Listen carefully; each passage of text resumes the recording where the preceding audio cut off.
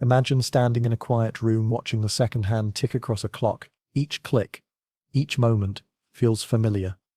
Time, we believe, is simple. It flows forward, second by second, the same for everyone. But what if that's not true? What if your now isn't my now? What if time stretches, bends and moves differently depending on how fast you're going, or how close you are to a planet? This isn't science fiction, this is the theory of relativity. And it starts with a radical idea: time is not absolute.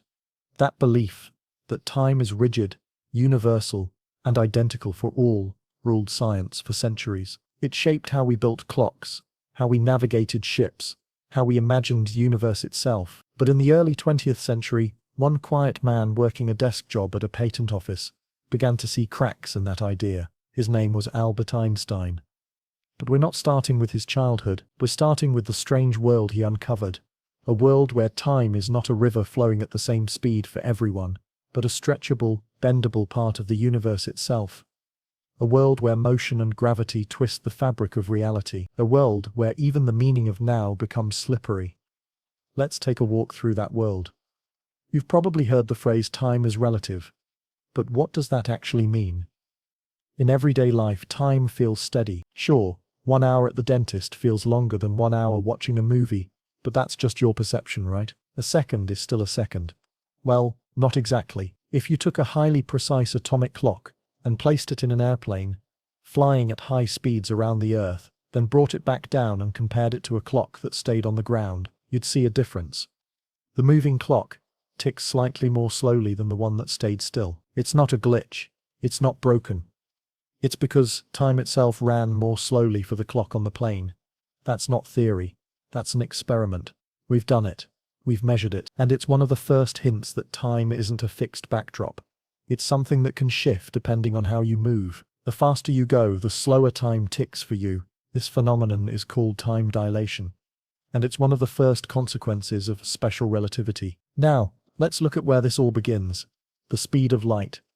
Imagine you're driving down the highway at 60 miles per hour. A friend is in the next lane, also driving 60. From your perspective, they're barely moving. Now imagine that friend shines a flashlight out their window. You might expect, if you're also moving forward, that the light should look like it's going slower relative to you, but it doesn't. No matter how fast you're going, even if you're racing toward the light or away from it, you will always measure its speed as the same, roughly 300,000 kilometers per second. That's about 186,000 miles per second. This fact, that the speed of light is always the same for all observers, is deeply weird. But it's also true, and it changes everything. Einstein's special theory of relativity, published in 1905, rests on two powerful ideas. First, that the laws of physics are the same for all observers moving at constant speeds. That means whether you're standing still, riding in a train, or floating through space, the rules of physics apply equally. Second, the speed of light in a vacuum is the same for all observers, regardless of how fast they're moving, or how fast the light source is moving. If the speed of light is constant, and the laws of physics stay the same, then something else has to give. And that something is time. Time must stretch or shrink in order to keep those two rules consistent. Let's say you're in a spaceship flying past Earth at 90% of the speed of light. You're carrying a clock. Back on Earth, someone's watching you through a telescope. From their point of view, your clock ticks slower. You are aging more slowly. You still feel time passing normally inside the ship. But from Earth's perspective, you're in slow motion. And here's the twist. From your perspective, it's Earth that's moving. You see their clocks ticking more slowly. Both views are valid. In relativity, time is not the same for everyone. It depends on your motion. This is time dilation, and it's not just theory. It's been confirmed in labs, with satellites, with jets. In one famous experiment, 2 atomic clocks were synchronized. One stayed on the ground. The other flew around the world on a jet. When they were brought back together, they were slightly out of sync, just as Einstein predicted. Even at a few hundred miles per hour, time had changed, slightly. Yes, but measurably. But time dilation isn't the only surprise. There's also the idea of simultaneity, the question of whether two things happen at the same time. Let's imagine this. A train is moving very fast down a track. Two lightning bolts strike, one at the front of the train, one at the back, at exactly the same time. At least, that's what a person standing on the platform sees. The flashes reach them simultaneously. But now, imagine someone on the train, sitting in the middle. That person is moving forward. They're moving toward the lightning at the front, and away from the lightning at the back. So the flash at the front reaches them sooner than the one from the rear. And from their point of view, the bolts didn't strike at the same time. Same event. Two observers, two different realities. Both are correct, in their own frames of reference. This is the relativity of simultaneity. It means there's no universal now. What is now for you might be someone else's past or future, depending on their motion. It's a wild idea, but it's deeply important. It tells us that time is not just personal. It's relative in a way that touches every part of reality, and it gets stranger. Let's imagine a spacecraft traveling at close to the speed of light. From Earth, it looks like time inside that ship is ticking slowly. But from the ship's point of view, the distance it needs to travel actually shrinks. Not only is time affected by motion, but space is too. This effect is called length contraction. When you move at high speeds, the space in the direction of motion contracts. To you, the journey feels shorter, and that's why both frames can agree on how fast light is moving. Relativity doesn't let you cheat the universe. It bends time and space in exactly the right way to make sure the speed of light never changes, no matter who is watching. Let's pause and think about that. Imagine you left Earth and traveled at 99% the speed of light. You fly for 5 years, then return. From your perspective, only 10 years have passed. But when you get back, you find that decades, maybe centuries, have gone by on Earth. That's not a fantasy. That's what the experiments support, and that's the universe we live in. Einstein didn't just rewrite our equations, he rewrote our understanding of existence. In this new reality, time is not the same for all. There is no universal clock. There is no single now. The faster you move, the more your experience of time changes, and space, the very distance between things, changes too. It contracts, it bends, it reshapes itself to keep the speed of light steady. And all of this arises from one core truth. The laws of physics stay the same in all inertial frames, and the speed of light is always constant. The results are strange, they are uncomfortable, but they are real. Time is not what you think it is. It bends, it stretches, it warps. And from the moment you start to move, you're not just traveling through space, you're shifting through space-time. This isn't the end of the story, it's just the beginning. Because next we're going to see how this flexible concept of time leads to an even bigger realization that gravity itself is not a force, it's geometry, and everything bends with it. Imagine you're standing in a dark room. You turn on a flashlight, and a beam of light slices through the air. No delay, no hesitation. That light moves forward at the exact same speed it always does, 300,000 kilometers per second. That's about 186,000 miles per second. No matter how fast you're moving, no matter what direction you're going, that beam of light is always moving at the same speed relative to you. That's weird, because if you've ever ridden in a car, or on a train, or flown in a plane, you know that speeds add and subtract. If a ball rolls toward you on a moving train, and you're walking toward it, it hits you faster than if you stood still. But light doesn't do that. Light doesn't care if you're running toward it or flying away. It always keeps the same speed. That's not a suggestion, that's a rule. And it's the rule that shatters everything. The constancy of the speed of light is one of the most counterintuitive facts in all of physics. It breaks our normal sense of how things should behave. And once you accept that this speed is fixed, the rest of the universe has to bend around it. Literally, the fact that light always moves at the same speed for all observers was confirmed by experiment. Over 100 years ago, scientists Michelson and Morley tried to detect tiny differences in the speed of light, depending on Earth's motion through space. They expected to find a shift, a drift, something, but they found nothing. The speed of light stayed the same, no matter what direction they measured in. No matter how fast the Earth was supposedly moving, the result didn't change. Einstein took this mystery and made it the foundation of a new universe, one where space and time had to warp themselves to keep that rule intact. Let's walk through what that really means. Say you're on a spaceship, and you shine a beam of light toward the front. You measure the speed. It's 300,000 kilometers per second. Now imagine someone else is watching your ship fly by at near light speed. From their point of view, the light is moving forward, but so is the ship. They also measure the light's speed, and guess what? They also get the same number. That shouldn't happen, not if space and time were fixed, not if they worked the way Newton imagined them, but they don't. So how can both observers get the same answer? How can light speed stay constant for everyone? There's only one way. Time and space themselves must adjust. If you move faster, time slows down for you. That's time dilation. If you move faster, distances contract in the direction of motion. That's length contraction. These effects aren't illusions or measurement errors. They're real.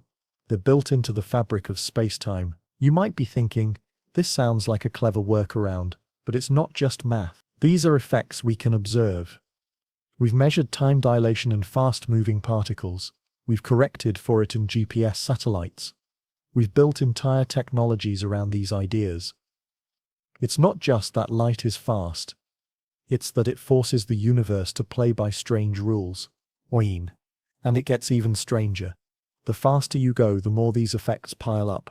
Imagine a graph with speed on the bottom and time on the side. As your speed approaches the speed of light, time doesn't just slow down, it flattens. If you could somehow reach the speed of light, which you can't, but let's imagine, time would stop entirely. You would experience no time at all. The entire universe would freeze from your point of view. But there's the catch. You can't reach that speed, not if you have mass. It would take infinite energy to do so. That's why light can travel that fast, because light has no mass. So the universe sets a speed limit, not just a practical one, a hard one. The speed of light is the cosmic maximum. Nothing goes faster, nothing gets around it. And because of that, everything else must bend to make room. Let's step back for a moment and think about this. When you look around, you assume that space is fixed, that a meter is always a meter, that time flows the same for everyone, but none of that is true. The meter changes when you move. The second stretches or compresses depending on your speed, and yet, the speed of light stays locked in place. Why is that? Because if the speed of light changed, the laws of physics would collapse. You wouldn't be able to rely on any equation, any prediction. The universe would stop making sense. So to preserve order, the universe sacrifices your intuition. It sacrifices your comfort. It warps time and bends space to keep that one number, that one sacred speed, perfectly unchanged. Like the universe is saying, I'll let you move as fast as you want. But if you try to break the limit, I'll slow your clock and shorten your path until you never quite get there. And if you keep pushing, I'll stop time entirely. It's not a punishment, it's protection, a balance. This strange balance leads to some of the most fascinating consequences in physics, like the idea that energy and mass are connected. You've heard the famous equation, E equals mc squared. Energy equals mass times the speed of light squared. But what does that really mean? It means that mass itself is a kind of stored energy, a battery made of matter, and the speed of light squared, that giant number, is the conversion factor. Even a tiny amount of mass can unleash enormous energy, because you're multiplying by such a massive number. This is how nuclear reactions work. In stars, in reactors, in bombs, mass gets converted to energy, and the energy is enormous.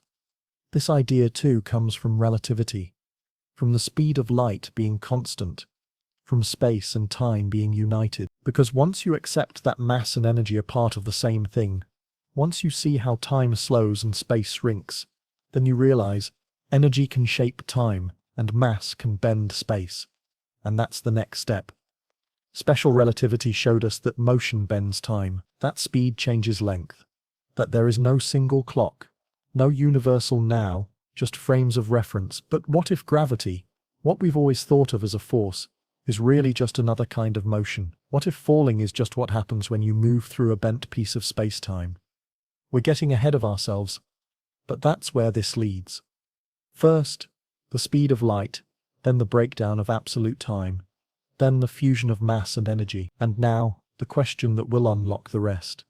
If motion bends time, then what bends motion? What tells objects how to move? What is gravity really made of? In the next chapter we'll look deeper at the strange fabric that underlies everything, a fusion of space and time into a single, bendable whole, and we'll see how Einstein followed the speed of light all the way to a new vision of reality.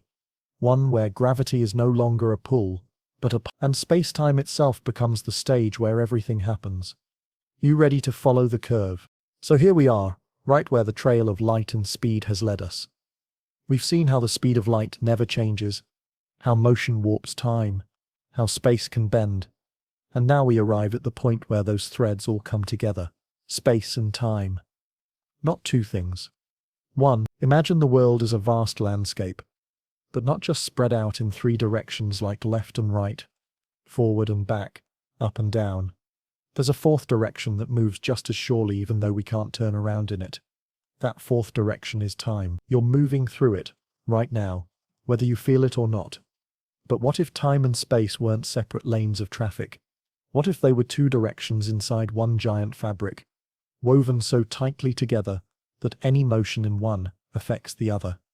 That's what Einstein realized, and that's what we call space-time. Before Einstein, people thought time was like a steady universal rhythm, a cosmic metronome ticking the same for everyone. Space, they believed, was like a rigid grid. Things existed in it, moved through it, and that was that. But those ideas were starting to break. Experiments were showing cracks. And when Einstein followed those cracks, he didn't just repair the theory, he rebuilt the entire structure. Space-time is what you get when you stop thinking of time and space as separate. When you accept that how fast you move through space affects how fast you move through time, and vice versa. It's a single thing, one fabric, stretching across the cosmos and curving around every mass and every moment. Picture a graph with one axis for space and one for time. Your life doesn't just trace a dot on that graph. It draws a path, a curved line that says here is where you were and here is when you were there. That line is called a world line. And everything, every planet, every person, every photon has one. If you stand still, your world line moves straight through time. If you walk, it tilts slightly. If you speed up, it bends. And if you approach the speed of light, it curves so sharply through space that your path through time shrinks. Now think about that. If you go faster through space, you move slower through time. And if you stood completely still in space, you'd move forward in time as fast as possible. But if you could move at the speed of light, which no object with mass can do, you wouldn't move through time at all. You'd be frozen in the moment forever. This is more than a strange coincidence. It's a rule built into the way space-time works. Imagine a pie chart. You only get 100% of motion. If you use some of it to move through space, there's less left to move through time. The more of one, the less of the other. And the total, the combined speed through space-time is always the same. It's just split differently depending on how you're moving. So your motion through space affects your motion through time. That's why astronauts on fast-moving satellites age just a tiny bit more slowly. That's why clocks tick slower on moving airplanes. And that's why, when you zoom way out and look at the universe, you don't see a backdrop of space and a ticking clock of time. You see a giant, flexible, four-dimensional structure called space-time. But space-time isn't just flexible in theory. It bends, it stretches, it warps under the influence of energy and mass. And that's where things really start to get interesting. Because if space and time can bend, then gravity might not be a force at all. Maybe gravity is just geometry. Let's go back in time for a moment, not literally but conceptually. Before Einstein, the dominant theory of gravity came from Isaac Newton. He said that gravity is a force that acts at a distance. Two objects, like the Earth and the Moon, pull on each other. The strength of that pull depends on their masses and the distance between them. The bigger the mass, the stronger the pull. The farther apart, the weaker the pull. It was an elegant idea, and it worked. Mostly, Newton's laws could explain the orbit of the planets, the fall of an apple, the motion of comets. But it left questions unanswered. Why did this force exist? How did it travel? What carried the information about mass and motion from one object to another? Einstein looked at those gaps and asked a different question. What if gravity isn't a force at all? What if massive objects are simply bending space-time around them, and other objects are just following those curves? Imagine a stretched sheet of rubber. Place a bowling ball in the center. The sheet dips. Now roll a marble near the edge of that dip. The marble curves inward, not because it's being pulled, but because it's following the path made by the stretched fabric. It's just doing what comes naturally on a curved surface. That's the picture Einstein gave us, not a force pulling planets in circles, but objects moving in straight lines through a curved space. If the space bends, the line curves, and we see that as orbit, as gravity. This idea became the foundation of general relativity, a theory even deeper than special relativity. It explains not just how time slows down with speed, but how time slows near massive objects. It explains not just why objects move, but why they fall. Let's say you're in an elevator. You feel weight pressing you to the floor. Are you being pulled by gravity, or is the elevator accelerating upward? From inside, you can't tell. That's the equivalence principle. The idea that gravity and acceleration feel the same. And if they feel the same, maybe they are the same. Einstein ran with that idea. If gravity is like acceleration, and acceleration changes your experience of time, then gravity must change your experience of time too. And it does. Time passes more slowly near massive objects. If you live at sea level, your time ticks just a little slower than someone living on a mountain. If you flew close to a black hole, time would slow to a crawl. You could spend minutes there, while centuries pass elsewhere.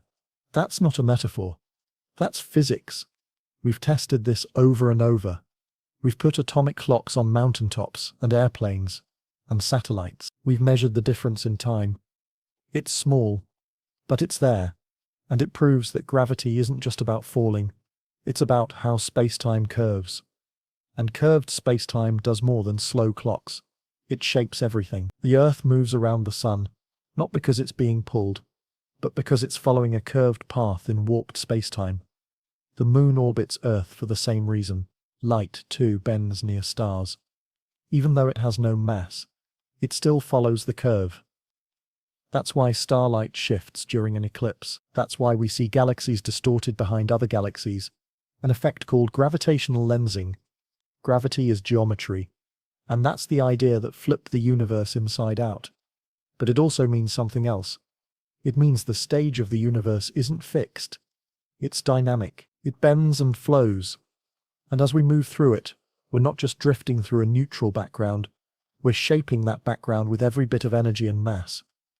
When you walk across a floor, you barely leave a mark, but in space-time, your presence is always recorded.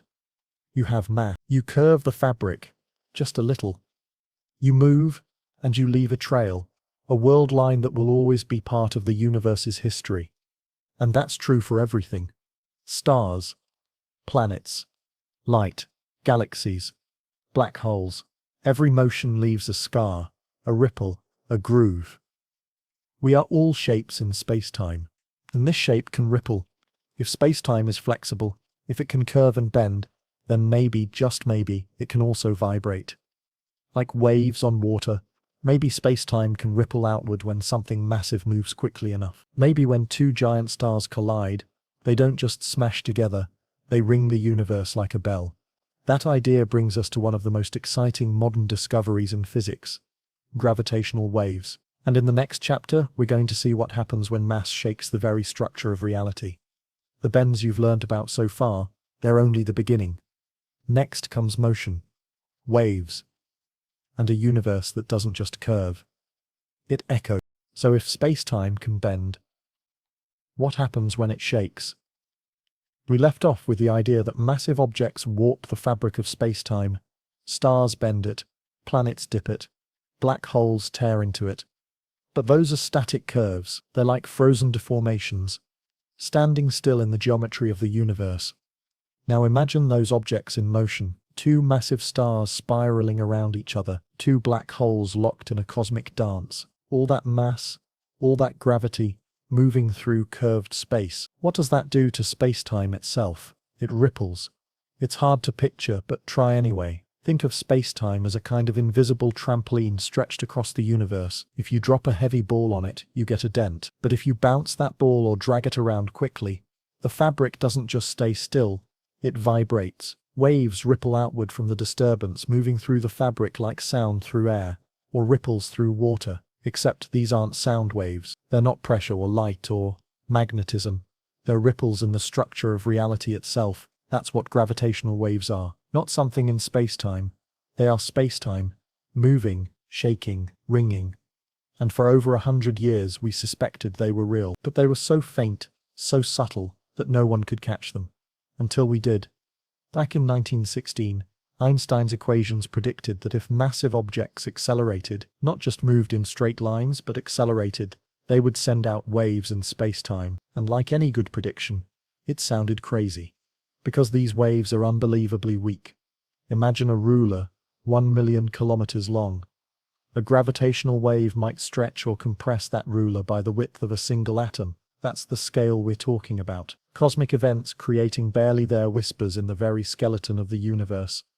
And yet, in 2015, the Laser Interferometer Gravitational Wave Observatory, LIGO, detected two black holes, each dozens of times the mass of the Sun, had collided over 1 billion light-years away. And the echo of that event, the space-time ripple it sent out, passed through Earth. Not light, not particles, not radiation, but a tiny fleeting shift in the distance between mirrors in a laboratory. That's how we knew. That's how we finally heard the universe whisper. Let that sink in. For the first time in human history, we didn't just see the cosmos. We heard it, not with ears, but with instruments tuned to the faint shiver of space-time itself. It's like we were blind in one direction, and suddenly opened a new sense, because gravitational waves carry stories light can't. They come from places hidden behind walls of matter and energy. They pass through things that light can't escape, and when they reach us, they tell us what happened. Not what it looked like, but what it felt like to the universe. Two black holes, slamming together, that doesn't just give off light. It bends the universe around it, and for a brief moment it rings like a bell. The waves don't travel through something, they are the thing. They're space-time, in motion. You don't need a medium. You don't need a medium psi or ether. The wave is a shape, a distortion that carries across the void.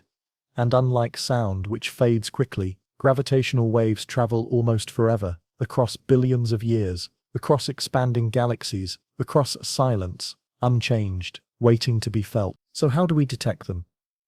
We use lasers, mirrors, cavities, so precise they can measure changes smaller than the width of a proton.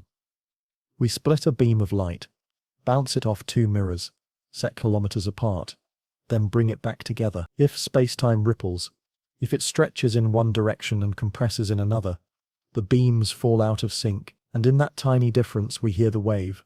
LIGO, Virgo, Kagra. These are not just observatories, they're ears for the cosmos. They listen, constantly, for the rhythm of space-time.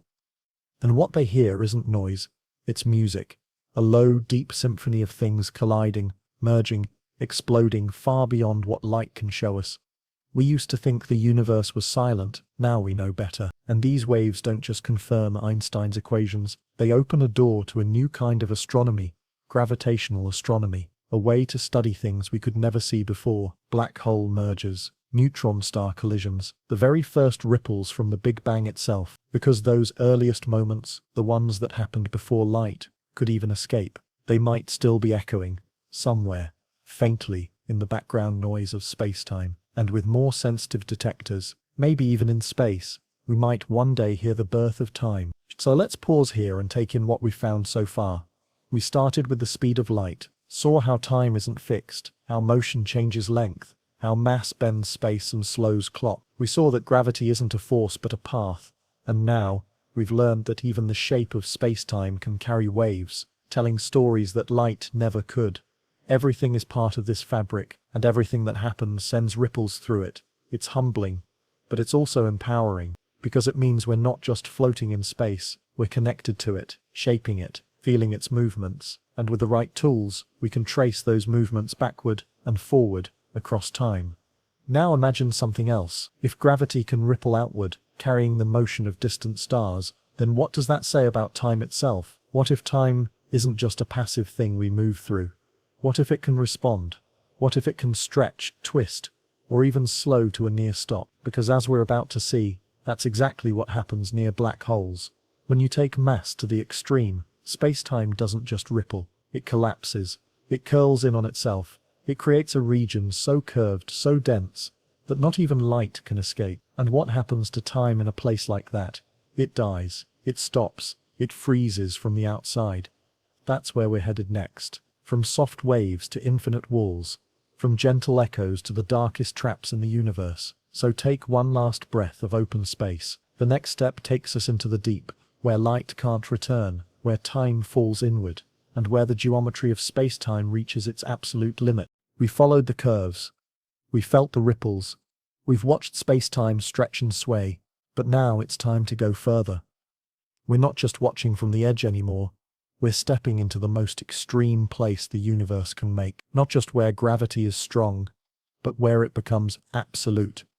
Where space caves inward. Where time freezes. We're going into a black hole.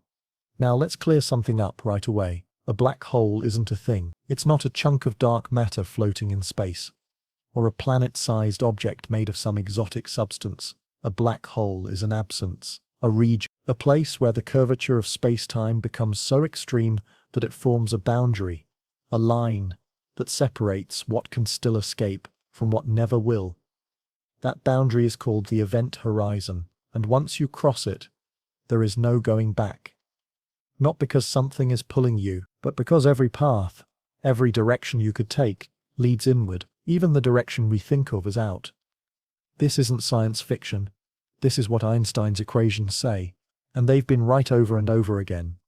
So how does a black hole form? Start with a star, not a small one, like our sun, but a massive one.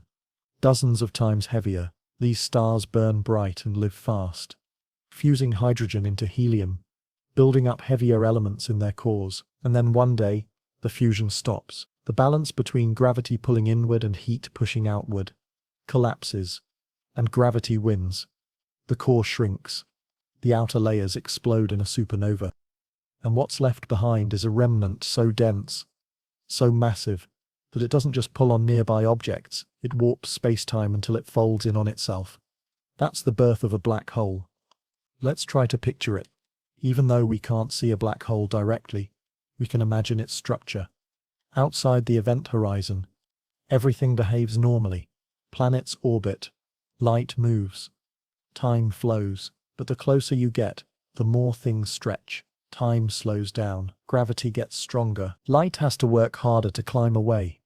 Now imagine hovering just above the event horizon, close enough to see it, but not yet crossing.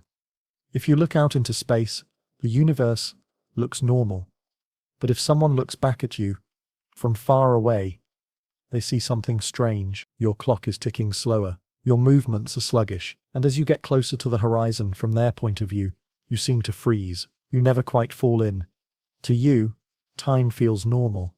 You fall through the horizon without notice, but from the outside it looks like you're stuck, suspended on the edge forever.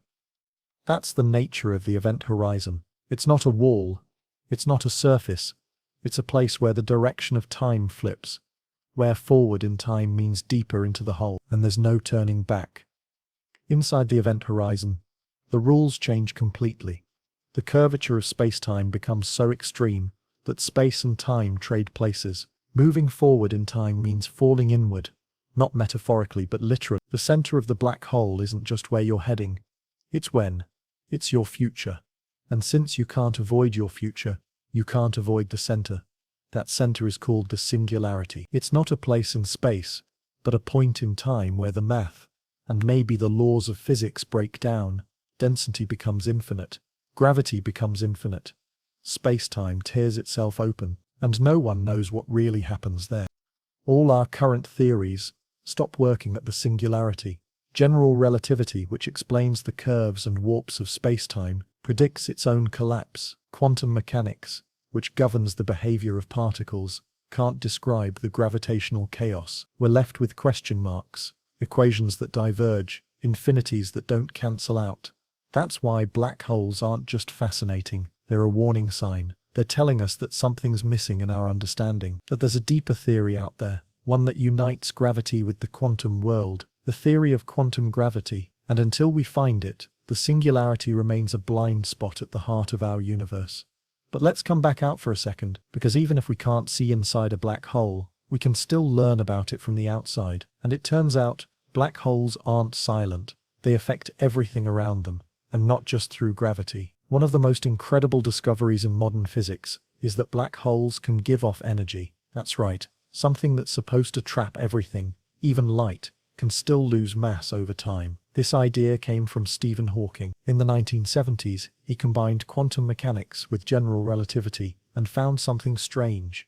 Near the event horizon, pairs of particles can pop into existence, one falling in, the other escaping from far away. It looks like the black hole is radiating, losing energy, shrinking. This process is called Hawking radiation. And it means that black holes aren't forever. Given enough time, more time than the age of the universe in most cases, they can evaporate, vanish, disappear in a final flash. So even the darkest objects in the universe may eventually fade into light. And that's not all. Black holes have temperature. They have entropy, a measure of disorder. In fact, the entropy of a black hole is proportional to the surface area of its event horizon, not the volume. The area. That fact has huge implications. It suggests that the information about everything that fell into the black hole, every particle, every atom, every book, every star, might still exist, not lost, but somehow encoded on the surface, like a hologram. And that leads to one of the biggest puzzles in all of physics, the black hole information paradox. If information falls into a black hole, and the black hole evaporates, where does that information go? Does it get destroyed? That would violate the rules of quantum mechanics, which say information is never truly lost.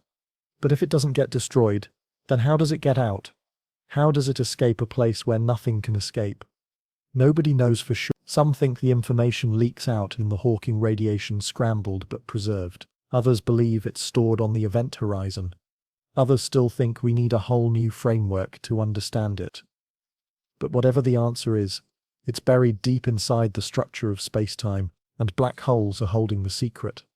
We used to think of black holes as dead ends. Now we see them as gateways, not to another dimension or a sci-fi wormhole, but to deeper knowledge, to the intersection of the biggest and smallest scales in the universe. The point where gravity and quantum mechanics collide, and maybe, just maybe, where a new kind of physics begins.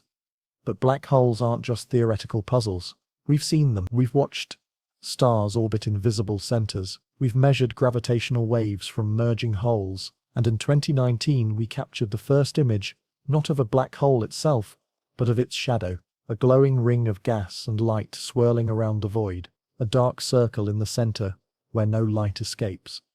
A silhouette carved into space-time. That image came from the Event Horizon Telescope, a network of observatories working together across the globe. It proved what Einstein predicted a century earlier. It showed that the geometry he described, the curves and bends and spirals, were real, visible, measurable.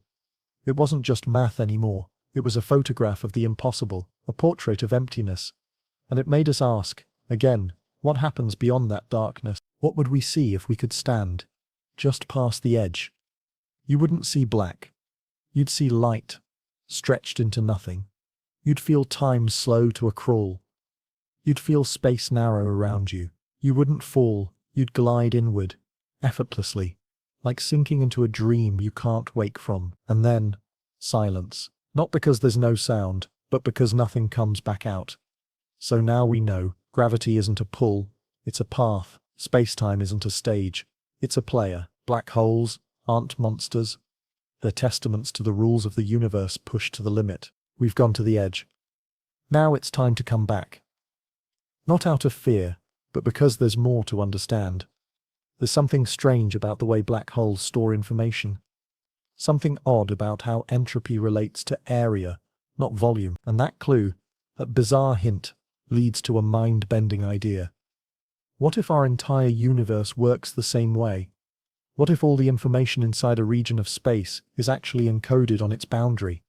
Not just in black holes, but everywhere. Next, we explore one of the strangest and most radical ideas in modern physics, one that began with black holes, and now stretches across the whole cosmos.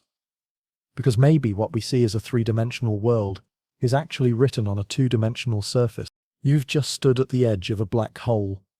You've watched the fabric of space-time curve, twist, and collapse inward. You've seen how mass can warp space, how time can stretch, and how information might linger at the surface of darkness. And now, you're ready for something even stranger. Because the story doesn't end with black holes.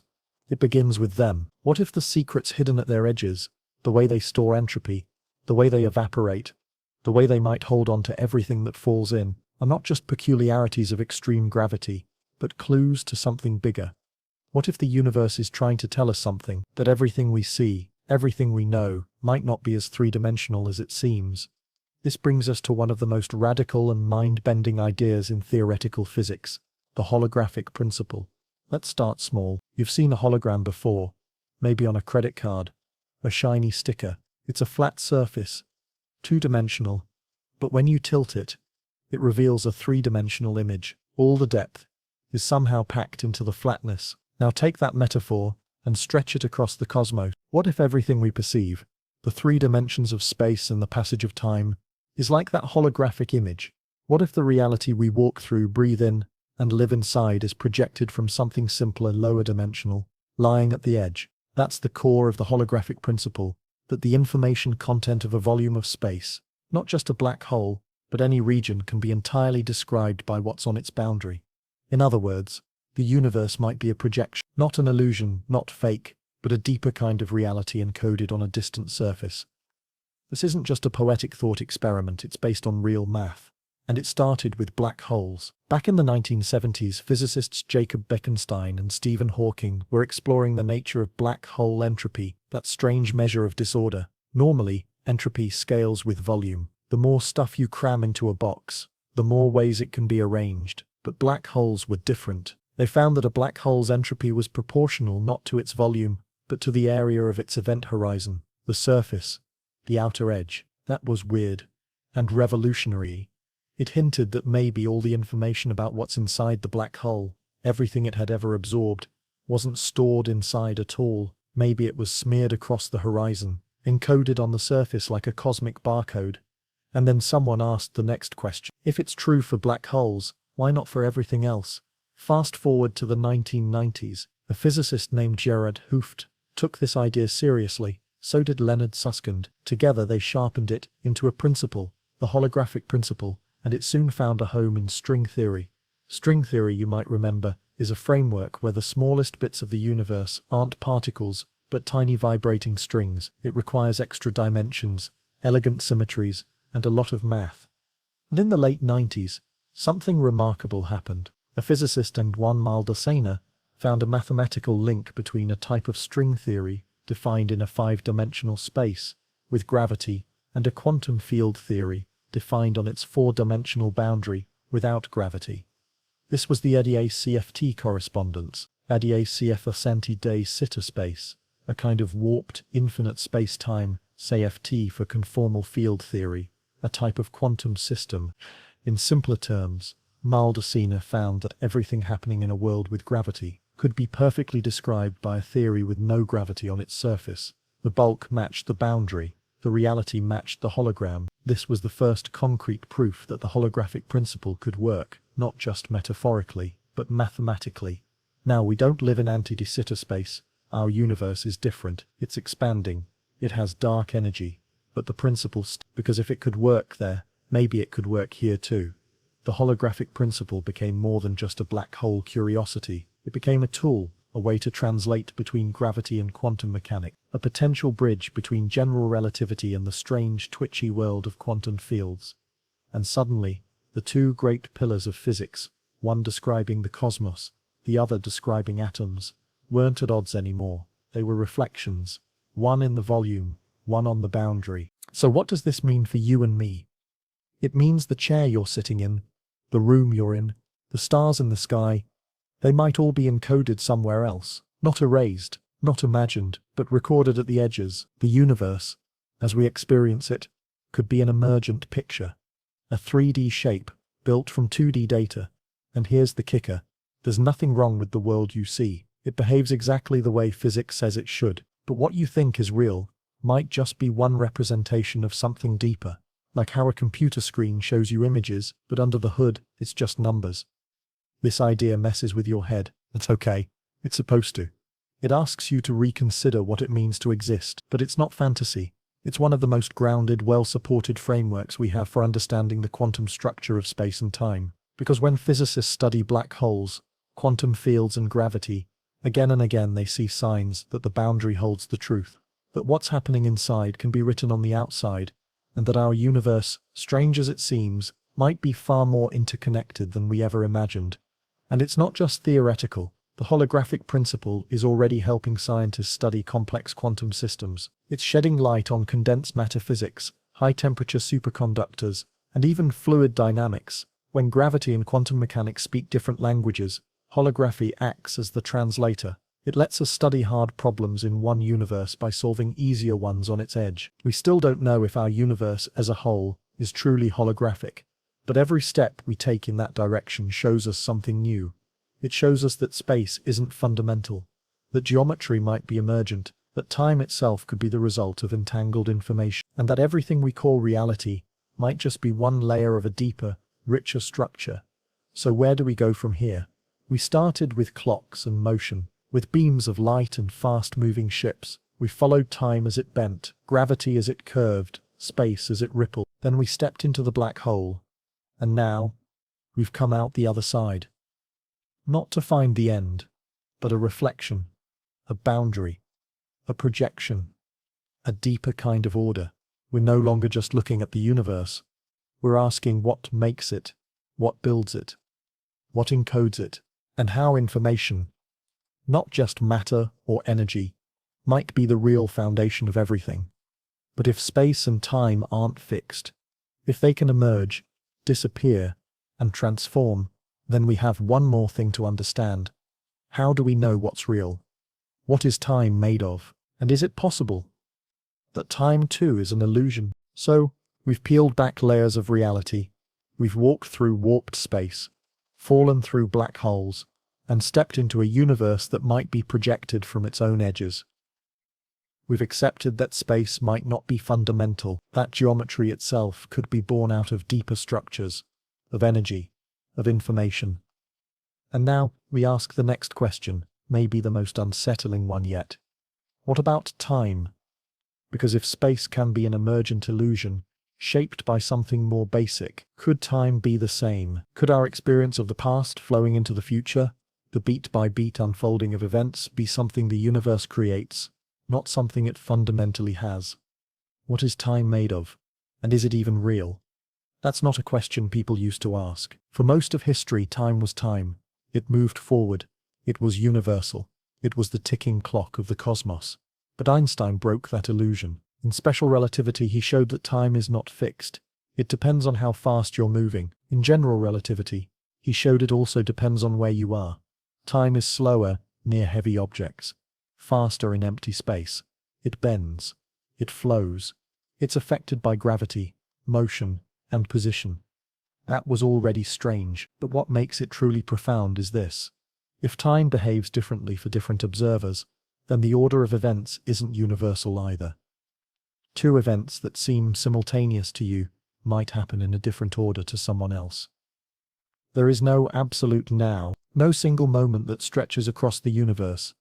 And once you accept that, the idea of a flowing present of time moving forward starts to break down.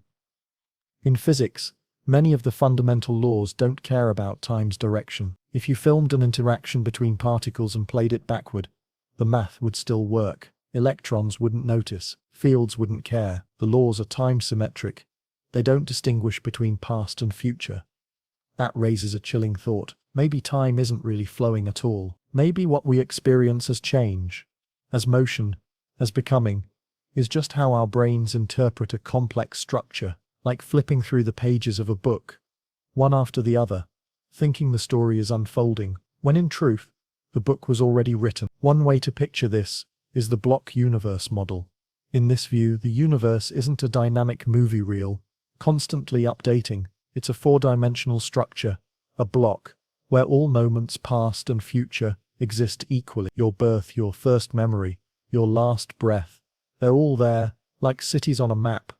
You feel like you're moving through time, but that's just your consciousness lighting up one frame after another. You're not riding a river. You're shining a flashlight on different spots along a frozen landscape. Now, that sounds unsettling, and maybe a little cold. But some physicists take it seriously, because when they look at the math, they don't see anything that privileges one moment over another. There's no cosmic ticker, no universal clock. So the question becomes, what gives us the feeling of time? Some think it comes from entropy, the measure of disorder in a system. As we move forward in time, entropy increases. A glass shatters, a fire burns, things get more random, more mixed, more disordered. This gives us an arrow, the thermodynamic arrow of time. It points from low entropy to high, from the neatly stacked deck to the shuffled mess. And it's true, if you want to know why we remember the past but not the future, or why eggs break but don't unbreak, entropy can explain it. The universe started in a state of incredibly low entropy, and ever since, it's been winding down, spreading out energy, losing order, creating history. But that still doesn't create time.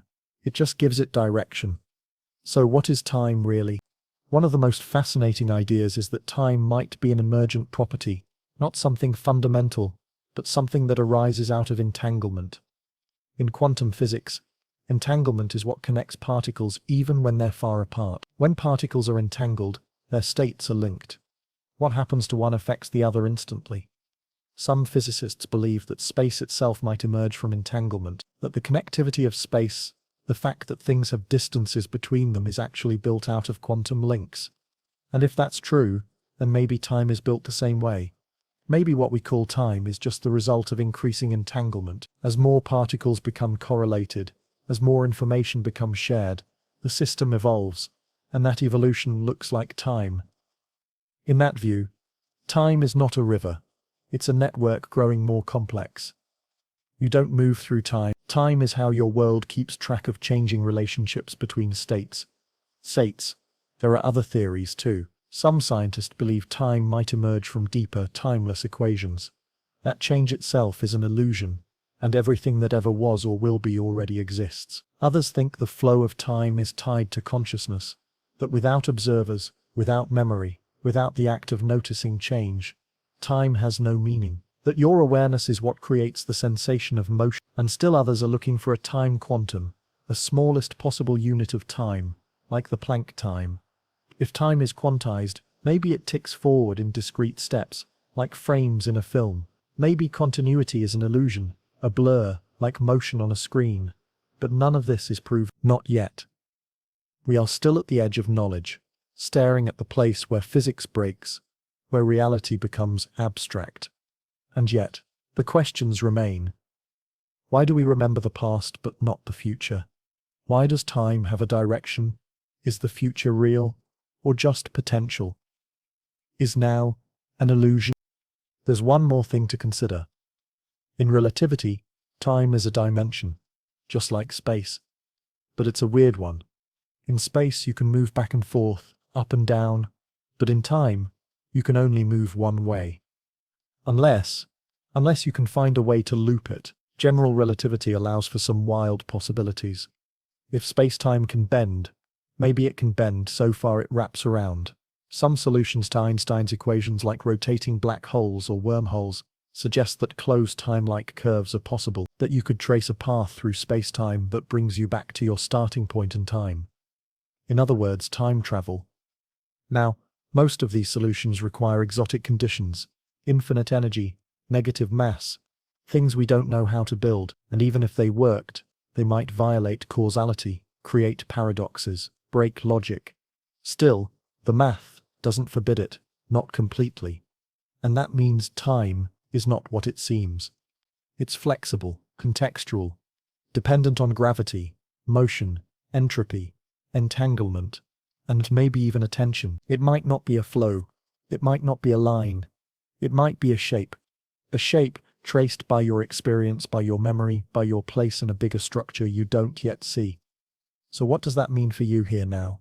It means your sense of now is real, but not absolute. Your past exists, your future might too, and your journey through time is one possible path through a universe full of possible paths. We don't know what time is, but we know it's not simple. It bends, It stretches, it can freeze, ripple, or vanish. And somewhere beyond what we can see, it might already be written. The story of your life. The arc of the cosmos. The rise and fall of stars, galaxies, thoughts and dreams. And that brings us to one more mystery. If time is so strange, what about the beginning of time? What about the moment when space and time themselves began? Because the next chapter isn't about motion, it's about origin. The beginning of everything. The first tick. The first spark. What happened at time zero? So if time might be an illusion. If the flow is something our minds interpret and the structure is something space-time defines, then what do we even mean when we say the beginning of time? Because that's a phrase we hear all the time casually, dramatically. The Big Bang, the first moment, the birth of everything. But we rarely stop to ask what it really implies. If time itself had a beginning, what was before that? And the strange, unsettling answer from modern physics is this. There was no before. Not because it's unknown, but because it doesn't even make sense to ask. You can't go north of the North Pole. You can't get to Tuesday before there was a Monday, and if time began, truly began, then the idea of before is meaningless. Let's go back, as far as the math will take us, and it starts with the Big Bang. This is not an explosion. It wasn't a bomb going off in space, scattering galaxies across a void. The Big Bang was the expansion of space itself, the unfolding of space-time from a point of infinite density or near infinite into the universe we now observe. We're not watching debris flying outward. We're watching space stretch. Every galaxy you see isn't flying through a static background. The background itself is expanding. That's why everything appears to move away from everything else. That's why distant galaxies are redshifted, their light stretched, their waves pulled by the fabric growing underneath. But here's the key. The Big Bang wasn't something that happened in time. It was the beginning of time. Time doesn't exist outside the Big Bang, not because it's hidden, but because the Big Bang is the place where time begins to make sense. And this isn't just a poetic idea, it comes straight from the equations of general relativity. When you take Einstein's field equations and apply them to a universe filled with matter and energy, you get a model, the Friedmann equations, that describes an expanding cosmos. And when you trace it backward, letting the expansion contract, the size of the universe shrinks until it reaches a point, a singularity, a place where density becomes infinite, where curvature explodes, where space and time as we know them stop working. That's the theoretical beginning. Time zero. But hold on. Singularity? Infinite density? That's not really a satisfying answer. Infinite values in physics usually mean something is wrong, or more precisely, that our equations are incomplete. We've seen this before. Inside black holes, at their centers we hit singularities too. And just like before, we suspect that this isn't the true story, that something deeper is missing from our models. To go further, we need to move beyond general relativity. We need quantum gravity, a theory that merges the smooth curves of space-time with the jittery uncertainty of quantum fields. And while we don't have that perfect theory yet, we do have ideas. One of them is loop quantum cosmology. It proposes that space itself is made of tiny loops, discrete building blocks of geometry. And in that framework, the Big Bang isn't a singularity, it's a bounce. In loop quantum models, the universe contracts before it expands. It doesn't start from nothing. It rebounds from something small, dense and quantum, where space-time was never continuous, but granular, where the beginning is not a point, but a phase change. Another idea is string theory, where the universe's earliest moments are described not by particles, but by vibrating strings in higher dimensional space. In some versions, the Big Bang is a collision between brains, giant sheets floating in a higher dimensional space, and we're living in the aftermath of that crash. And then there's the no-boundary proposal by Stephen Hawking and James Hartle. In that model, time doesn't begin with a bang or a wall. It curves gently like the surface of the Earth curving near the pole. You can go north until you reach the top, but there's no hard edge, just a smooth, featureless turning point. The universe didn't explode into being. It emerged quietly from a timeless quantum state, a beginning without a beginning. All of this tells us something crucial. The phrase, "the beginning of time," is slippery. It hides the fact that we're dealing with the limits of our knowledge, and maybe the limits of language itself. We want there to be a moment when things started, a first cause, a cosmic clock striking zero. But in the deepest parts of physics, time doesn't always behave like that. Sometimes it's not even part of the picture. Sometimes what we call time is just a relationship between events, a parameter in an equation, not a flowing entity. And in those frameworks, beginning means something different. It means the point at which the structure we call space-time starts making sense. The point where entropy can grow, where change can happen, where a story can unfold. So what was the early universe really like? Hot, dense, tiny, but not empty. In the first fraction of a second, the universe underwent rapid inflation, an exponential expansion that smoothed out irregularities, flattened space, and seeded the cosmos with quantum fluctuations. Those tiny ripples became galaxies. Time, temperature, expansion, they all arose together, not from something else, but from a symmetry breaking, from a transition, from a rule set that allows something to unfold. Maybe we'll one day understand what happened before the Big Bang. Maybe we'll realize there was no before, or maybe the question itself will be replaced, like asking what's north of the North Pole, or what happened before zero. The point isn't to find the edge, it's to understand why there's a canvas at all. So here we are, from ticking clocks to bending space, from gravity's curve to black hole echoes, from holographic codes to emergent time, and now to the first frame of the universe. What we've learned is simple and profound. Time is not guaranteed, space is not solid, reality is not fixed, and the beginning may not be what we thought. What came next? The first particles, the first forces, the symmetry breaking that shaped matter, light, and gravity.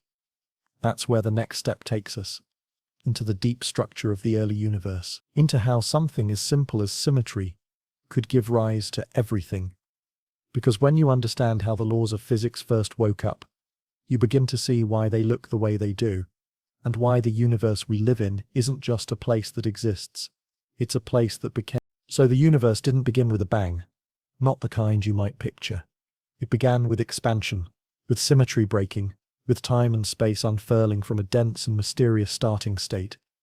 And once it began, things started to change fast. The moment time became meaningful, so did the possibility of difference, of structure, of cause and effect. And as the universe expanded, it cooled, a blazing storm of pure energy softening just enough for the first rules to emerge. Because before particles, before atoms, before stars, there were forces, and those forces didn't just shape matter, they created it. Let's rewind to the earliest fractions of a second after the Big Bang. We're talking 10 to the minus 43 seconds. That's a decimal followed by 43 zeros and then a 1. This is the Planck epoch, the very first instant where time as we understand it starts to tick. And at that scale, all the known forces of nature, gravity, electromagnetism, the strong force, the weak force, were unified. They weren't separate yet. They were part of a single, indistinguishable interaction. This is what physicists call a grand unified theory, a theoretical framework in which all forces are one, at least at high enough energy. And back then, energy was off the charts. But as the universe cooled, that unity broke. Imagine a drop of water freezing into ice. Before it's smooth, featureless, symmetric. But as it chills, crystals form, patterns emerge, directions become meaningful. That's what happened in the early universe. As temperatures dropped, symmetry broke, forces differentiated, gravity separated first. The weakest of the four, but the one that shapes the cosmos on the largest scales. Then, at even lower energies, the strong nuclear force split off, the force that binds protons and neutrons together. Later, electromagnetism and the weak nuclear force separated too, though they remain closely linked in what's called the electro-weak force. Each of these transitions wasn't just a splitting, it was a transformation, one that shaped what kinds of particles could exist, what interactions were possible, and how matter would behave from that moment forward. And as the universe continued expanding and cooling, those particles began to appear. At first, the energy was so high that particles and antiparticles were constantly forming and annihilating. Everything was in perfect balance. For every electron there was a positron, for every quark an antiquark. But at some point, for reasons we still don't fully understand, that balance tipped. Something, maybe a tiny asymmetry, maybe a violation of the rules, as we know them, led to a slight excess of matter over antimatter, just enough to leave behind the universe we see today, almost everything else, annihilated. So from that brief moment of imbalance, everything formed: stars, planets, galaxies, you, and all of it, governed by just four fundamental forces. Let's look at them more closely. First, gravity. It's the one you're most familiar with, the one that pulls you to the Earth, that keeps the moon in orbit, that binds galaxies together. But in particle terms, we don't fully understand it yet. There's no confirmed graviton, no complete quantum theory of gravity, and yet, its fingerprints are everywhere. In the arcs of comets, the shapes of planets, the dance of galaxies, and the curves of space-time itself. Next comes the electromagnetic force. This one governs electricity, magnetism, light. It's responsible for everything from the structure of atoms to the way your phone screen lights up. And it's carried by the photon, a massless particle that travels at the speed of light. Then there's the strong nuclear force, the most powerful of all, but only over tiny distances. It's what holds protons and neutrons together in atomic nuclei. Without it, atoms would fall apart instantly. Its messenger particle is the gluon, which binds quarks into protons and neutrons. Finally, the weak nuclear. Despite its name, it plays a crucial role, especially in radioactive decay and the reactions that power the sun. It's responsible for changing one type of particle into another, and it's vital in processes like nuclear fusion. These four forces aren't just conveniences, they're the scaffolding of reality. Everything you see, every structure in nature, every process in biology or chemistry or astronomy, it all emerges from the interplay of these forces, and in the early universe they weren't just acting, they were evolving. There's something beautiful about that. The idea that the laws of physics, the very rules that determine what's possible, emerged. They weren't always separate, they weren't always the way they are now. They changed, they crystallized, they took shape, which means they could have taken a different shape. Maybe in another universe, gravity is stronger, or electromagnetism is weaker. Maybe matter never clumps into stars. Maybe particles can't form atoms. Maybe chemistry doesn't exist. Maybe life never rises. These aren't just idle thoughts. They're reminders that the universe, as it is balanced on a knife's edge, with constants and forces tuned just enough to allow complexity, structure, and consciousness. And all of it began in the first few moments of time. So we see the timeline stretch. At first, there was unification, then separation, then symmetry breaking, particle creation, and annihilation. Next came the formation of nuclei. When the universe was about 3 minutes old, protons and neutrons combined into helium, into lithium. Then, after about 380,000 years, atoms formed. Light decoupled. The universe became transparent. That's when the cosmic microwave background was released. The oldest light we can see, still echoing through space. And then, over billions of years, gravity pulled matter into stars. Stars forged heavier elements. Planets formed. Life began. And eventually, we asked where it all came from. But even now, at the edge of knowledge, we can trace it all back to those first seconds. Those first moments when forces woke up, when the universe chose its rules. And that leads to another mystery. Why these forces? Why these constants? Why this universe? Because the fact that anything exists at all, that particles form, that forces act, that time flows, suggests a deep structure, a deeper logic, maybe a single unifying equation, maybe a multiverse of endless variations. Or maybe something else entirely.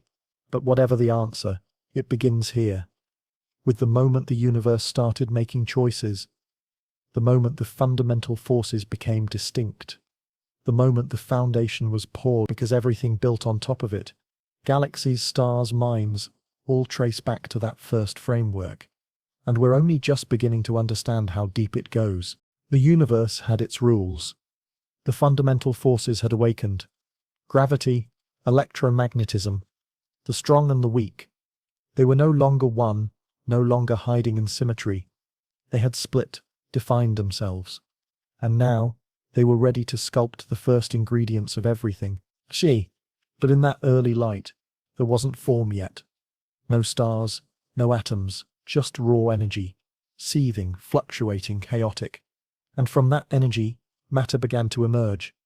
Not all at once, not cleanly, but in stages, as the universe continued to expand and cool, like a painting drying stroke by stroke, temperature by temperature, change by change. Matter didn't appear in finished form. It took time. And each step depended on the last.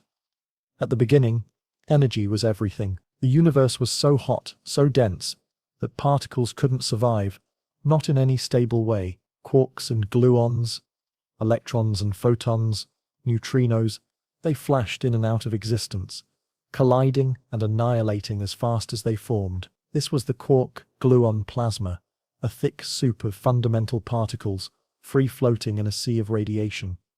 It didn't last long, but it didn't need to, because within a millionth of a second, the universe cooled just enough for quarks to find each other, to link up, to form the first stable composites, protons and neutrons, the building blocks of nuclei, the seeds of atoms. Now pause, because this moment is huge. It's not just the formation of particles. It's the first time the universe holds on to something. Before this, particles couldn't last. Everything was too energetic, too unstable. But now, with protons and neutrons, matter becomes persistent. It sticks around, and that changes everything. With protons and neutrons in place, you might think atoms would come next, but not quite. There's still a lot of radiation, high-energy photons smashing into anything that tries to combine. So for now, we get nuclei, bare, exposed, stripped of electrons. They form during a process called Big Bang nucleosynthesis, about 3 minutes after the beginning. In that short window, temperatures drop just enough for protons and neutrons to fuse. Not all of them, only a small fraction, but it's enough to make helium, a little deuterium, some lithium, maybe a trace of beryllium. That's it. No carbon, no oxygen, no iron. Those would come later, inside stars. But in these first few minutes, the universe builds a rough sketch. Hydrogen and helium, the primary ingredients of the cosmos. Then for a long time not much happens. We call this the cosmic dark age. The universe keeps expanding, cooling, spreading out. But it's too hot for atoms to form. Electrons can't stay bound to nuclei. Photons are still too energetic, knocking them loose as fast as they try to settle in. It takes about 380,000 years for things to cool enough. And when they do, something incredible happens. Electrons finally slow down. Photons lose their punch, and the first atoms form, mostly hydrogen, with a sprinkle of helium. It's called recombination, but it's really the first true combination of electrons with nuclei, and when it happens, light is finally free. Before this, the universe was opaque. Photons couldn't travel far without smashing into something. It was like a fog, dense, hot, glowing, but cloudy. But once atoms form, that fog clears. Photons can stream across space unimpeded. That's when the cosmic microwave background is released. A faint glow, still visible today, coming from every direction in the sky. It's not just leftover light, it's the first visible moment of the universe, a fossil of the young cosmos, a photograph, taken when everything became transparent. That light has been traveling for nearly 14 billion years, and we can still see it. Not with our eyes, but with radio telescopes. It's cold now, just a few degrees above absolute zero, but it carries the imprint of the early universe. Tiny variations in temperature, in density, in geometry. It tells us what the universe was, what it became, and where it might go next. So now, we have matter, real matter. Atoms, photons, neutrinos, all dancing through the expanding void. But there's still no structure, no stars, no planets, no galaxies, just a smooth sea of hydrogen and helium, stretching in every direction. And here's where gravity takes the lead. Those tiny fluctuations, little pockets where density was slightly higher, get amplified over time. Gravity pulls more matter into the dense spots. They grow, they attract more, they collapse. And slowly, the first stars are born. These stars aren't like the ones we see today. They're massive, bright, short-lived, made of pure hydrogen and helium, the only elements around at the time. They burn hot. They burn fast. And when they die violently, in supernova explosions that scatter new elements into space. And that's when the real alchemy begins. Because inside stars, hydrogen is fused into helium, helium into carbon, carbon into oxygen, nitrogen, silicon, all the way up to iron. And in the explosive deaths of those stars, the supernovas, heavier elements are forged. Gold, uranium, lead, the rarest stuff in the universe, created in the most violent events. That's how matter becomes complex. The carbon in your cells, the oxygen in your lungs, the calcium in your bones, the iron in your blood, all of it was forged in stars and scattered across the galaxy in waves of fire. And once those elements spread out, they began to clump again. New stars formed. Around them, disks of dust. In those disks, planets. On some of those planets, oceans. And in one of those oceans, life. All of it. From quark to consciousness. Rooted in the process of matter taking shape. So let's step back for a moment. We began with a universe too hot for atoms, too chaotic for permanence. And now, we have structure, chemistry, complexity. We have stable atoms, molecules, organic matter, systems that can replicate, evolve, think.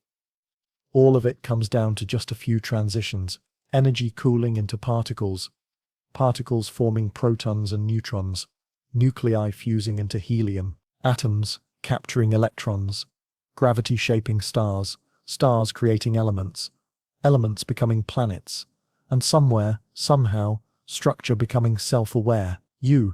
That's what it means for matter to take shape. It's not just physics. It's not just chemistry. It's a story of emergence, of simplicity giving way to richness. It's the universe learning how to build. And the further we go, the more we realize this wasn't guaranteed. It didn't have to happen this way. If the balance of forces were just slightly different, atoms might never have formed, stars might never have lit up, planets might never have coalesced, life might never have stirred. But here we are, proof that complexity is possible, that matter can organize, that energy under the right conditions can become thought. And in the next chapter we take one more step, from matter to motion, from particles to fields, from forces to the fabric itself. Because now that we know how the universe built itself, it's time to understand how it moves. So matter had taken shape, atoms had formed, stars had lit up, the elements were out there now, floating in the dark, waiting to become something more. But the universe wasn't just built from stuff. It wasn't only about what exists. It was about how things move, how they interact, how they push, pull, attract, and repel. Because without motion, the universe would be still, frozen, lifeless. And motion doesn't come from nowhere. It comes from forces. But forces themselves aren't just invisible hands. They come from something deeper, something stranger. They come from fields. This is where physics takes a turn. Up until now, we've talked about particles, electrons, quarks, protons, tiny pieces of matter, the building blocks. But in modern physics, particles are just the tip of the iceberg. The real action happens underneath, in the fields that fill all of space.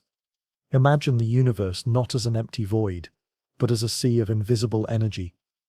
At every point in space, at every moment in time, there's something there, a value, a vibration, a presence. That's a field. And every particle you've ever heard of? It's just a ripple in one of those fields. Take the electromagnetic field. It's everywhere. When it oscillates in the right way, we call it light. When it interacts with matter, we get electricity, magnetism, radiation. The photon, the particle of light, is just a little packet of that field's vibration. It's not separate. It's not sitting on top of the field. It is the field, in motion. Now take that idea and extend it. There's a field for electrons, a field for quarks, a field for gluons. Every fundamental particle we know is tied to its own field, stretching through space, vibrating when excited. And those vibrations, those excitations are the particles. So the universe isn't built from tiny dots floating in emptiness. It's built from overlapping fields, each one humming, twitching, responding to others. Matter is just where the fields get noisy.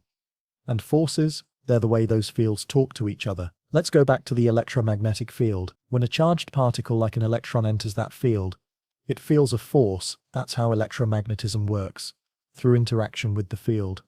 But here's the twist. That interaction can also be described by exchanging particles like messengers.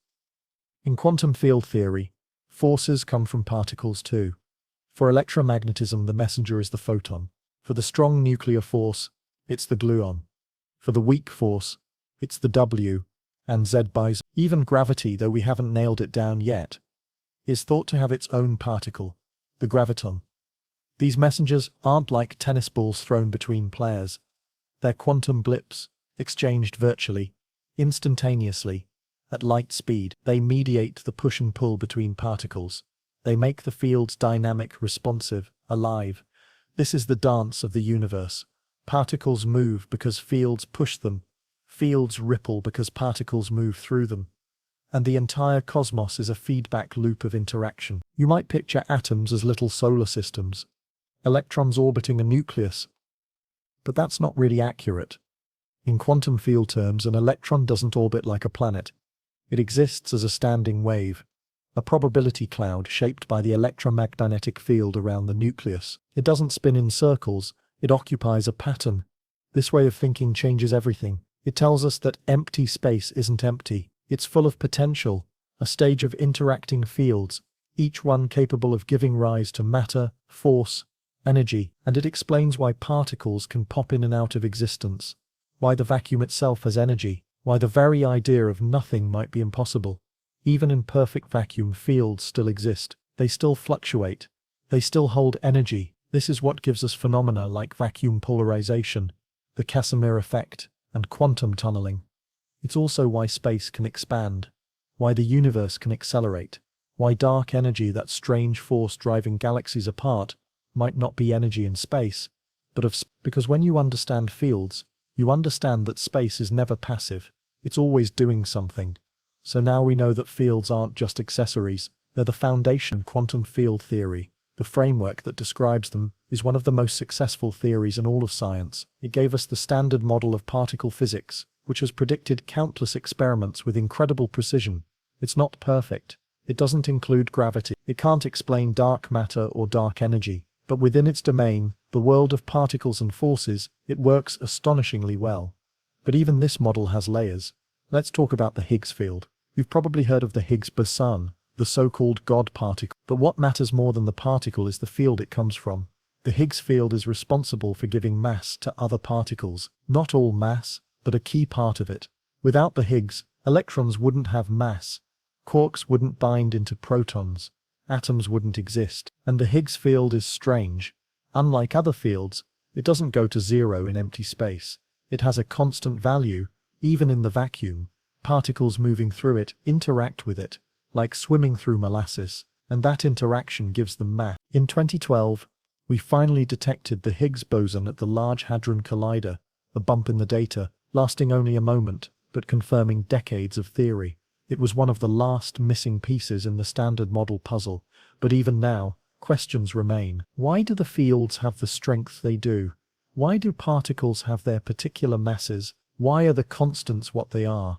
Is there a deeper field, or a symmetry that explains everything? That's the frontier of theoretical physics, searching for unification, for the theory that ties all the fields together, maybe through string theory, maybe through loop quantum gravity, maybe through something no one's thought of yet. But whatever the answer, we know this. Fields aren't abstract, they're real. They shape every atom in your body, every photon that hits your eye, every step, thought, breath and heartbeat, and they never stop. Even in silence, even in darkness, the fields remain, always dancing. So now we've seen how matter was shaped, and how fields make matter move. We've looked beneath the surface, at the invisible threads pulling every string, and we're left with one more question. If fields can ripple, if particles can emerge, if energy can become mass, what happens when you push everything to its limit? What happens when fields collide, warp, or break? That's where we go next. because we've talked about forces. Now we talk about extremes. We talk about black holes. We've followed the invisible fields. We've seen how they shape particles, how they define motion, how the universe hums beneath what we can see. But now we reach a place where all of that breaks down, where gravity overwhelms every other force, where space folds in on itself, where time stops. This is the realm of black holes. Not just the most mysterious objects in the universe, but the most extreme. They are where the laws of physics strain against their limits. And they are more than just cosmic vacuums. They are windows into the deep structure of space and time. But to understand black holes, we need to start with gravity. Not Newton's gravity. Not the force that makes apples fall or tides rise. We're talking about Einstein's gravity, the bending of space-time itself. When a massive object exists, it doesn't just sit in space, it curves the space around it. It tells space-time how to bend. And that curvature tells other things how to move. That's what gravity is in general relativity, not a force but geometry. Now imagine taking an object, a star say, and compressing it, squeezing it smaller and smaller, denser and denser, until the curvature of space becomes so extreme that nothing can escape, not even light. At that point you've created a black hole. It's not a thing, it's a region, a boundary, a point of no return. We call that boundary the event horizon. Once you cross it, you're gone. No signal can get back out. No message, no light, no information. To an outside observer, time appears to freeze at the event horizon. The falling object slows, reddens, fades. But from the falling object's perspective, it crosses the horizon in finite time and continues inward, to where? We don't know. At the center of a black hole lies the singularity, a point where the curvature becomes infinite, where density explodes, where our equations fall apart. General relativity breaks here. So does quantum mechanics. It's a place where we need a new theory, a unified one, a quantum theory of gravity. But until we have it, the singularity remains a mystery, a gap in our understanding, a shadow at the heart of the universe. And yet, black holes aren't just theoretical, they're real. We've seen them indirectly for decades, by watching stars orbit invisible companions, by observing X-ray bursts from accreting matter, by mapping gravitational waves from black hole mergers. But in 2019 we saw one directly. The Event Horizon Telescope, a planet-sized array of synchronized observatories, captured the first image of a black hole's shadow, not the singularity, not the interior, but the glowing ring of matter orbiting the event horizon, heated to billions of degrees, swirling just outside the point of no return. It was a blurry ring, a circle of fire, but it was real, and it matched Einstein's predictions with astonishing accuracy. That was more than a photo, it was a confirmation. A moment of cosmic clarity. So what do black holes teach us? First, they show us how far gravity can go. They are the endgame of mass, the final stage of stellar evolution. When a massive star dies, and no other force can resist gravity's pull, it collapses. And if the mass is high enough, it forms a black hole. There's no explosion, no trace, just collapse. Second, black holes show us that information matters. In the 1970s, Stephen Hawking made a stunning discovery. Black holes aren't completely black. They radiate, slowly, faintly, through quantum effects. At the event horizon, particles can escape. It's called Hawking radiation. And it means black holes evaporate, very, very slowly. Over trillions of years, they lose mass. They shrink, they fade. But that raises a question. A terrifying one. If a black hole evaporates completely, what happens to the information that fell in? In quantum mechanics, information can't be destroyed. The state of a system evolves, but never disappears. But if black holes truly erase information, it breaks quantum theory. This is the black hole information paradox. It's not just a technical issue. It's a deep contradiction between the two pillars of physics, general relativity and quantum mechanics. And no one fully knows how to resolve it. Some believe information is preserved in subtle correlations within Hawking radiation. Others believe it's stored at the event horizon, encoded in the surface, not the volume of the black hole. This leads to the idea of black hole complementarity, or the even stranger idea of the firewall, a wall of energy at the event horizon that burns anything falling in. Then there's the holographic principle. We talked about fields. Now imagine encoding all the information about a three-dimensional region on its two-dimensional boundary. That's the holographic principle. And it was inspired in part by black holes, because the entropy, the information content of a black hole, doesn't scale with its volume. It scales with its surface area. That's like saying your phone's data storage depends not on its internal chips, but on the size of its screen. It doesn't make intuitive sense, but the math says it's true. And if it's true for black holes, maybe it's true for the universe. Maybe reality itself is a projection, a hologram. So black holes don't just swallow matter, they swallow certainty. They force us to rethink what space is, what time is, what information is, and what reality might be underneath it all. They are paradox factories, truth detectors, engines of insight, but they're also real. There's one at the center of our galaxy, Sagittarius A star. A monster, 4 million times the mass of our sun. Quiet now, but ancient and essential. It may have shaped the Milky Way's formation.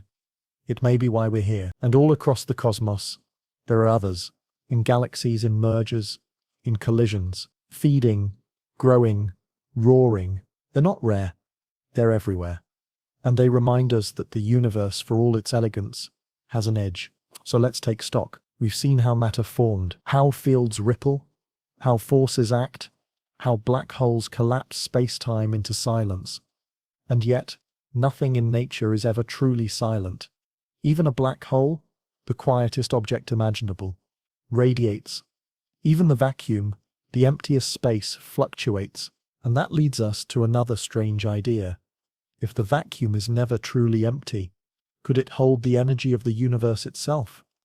What if the thing driving space to expand is not mass, is not force, but emptiness?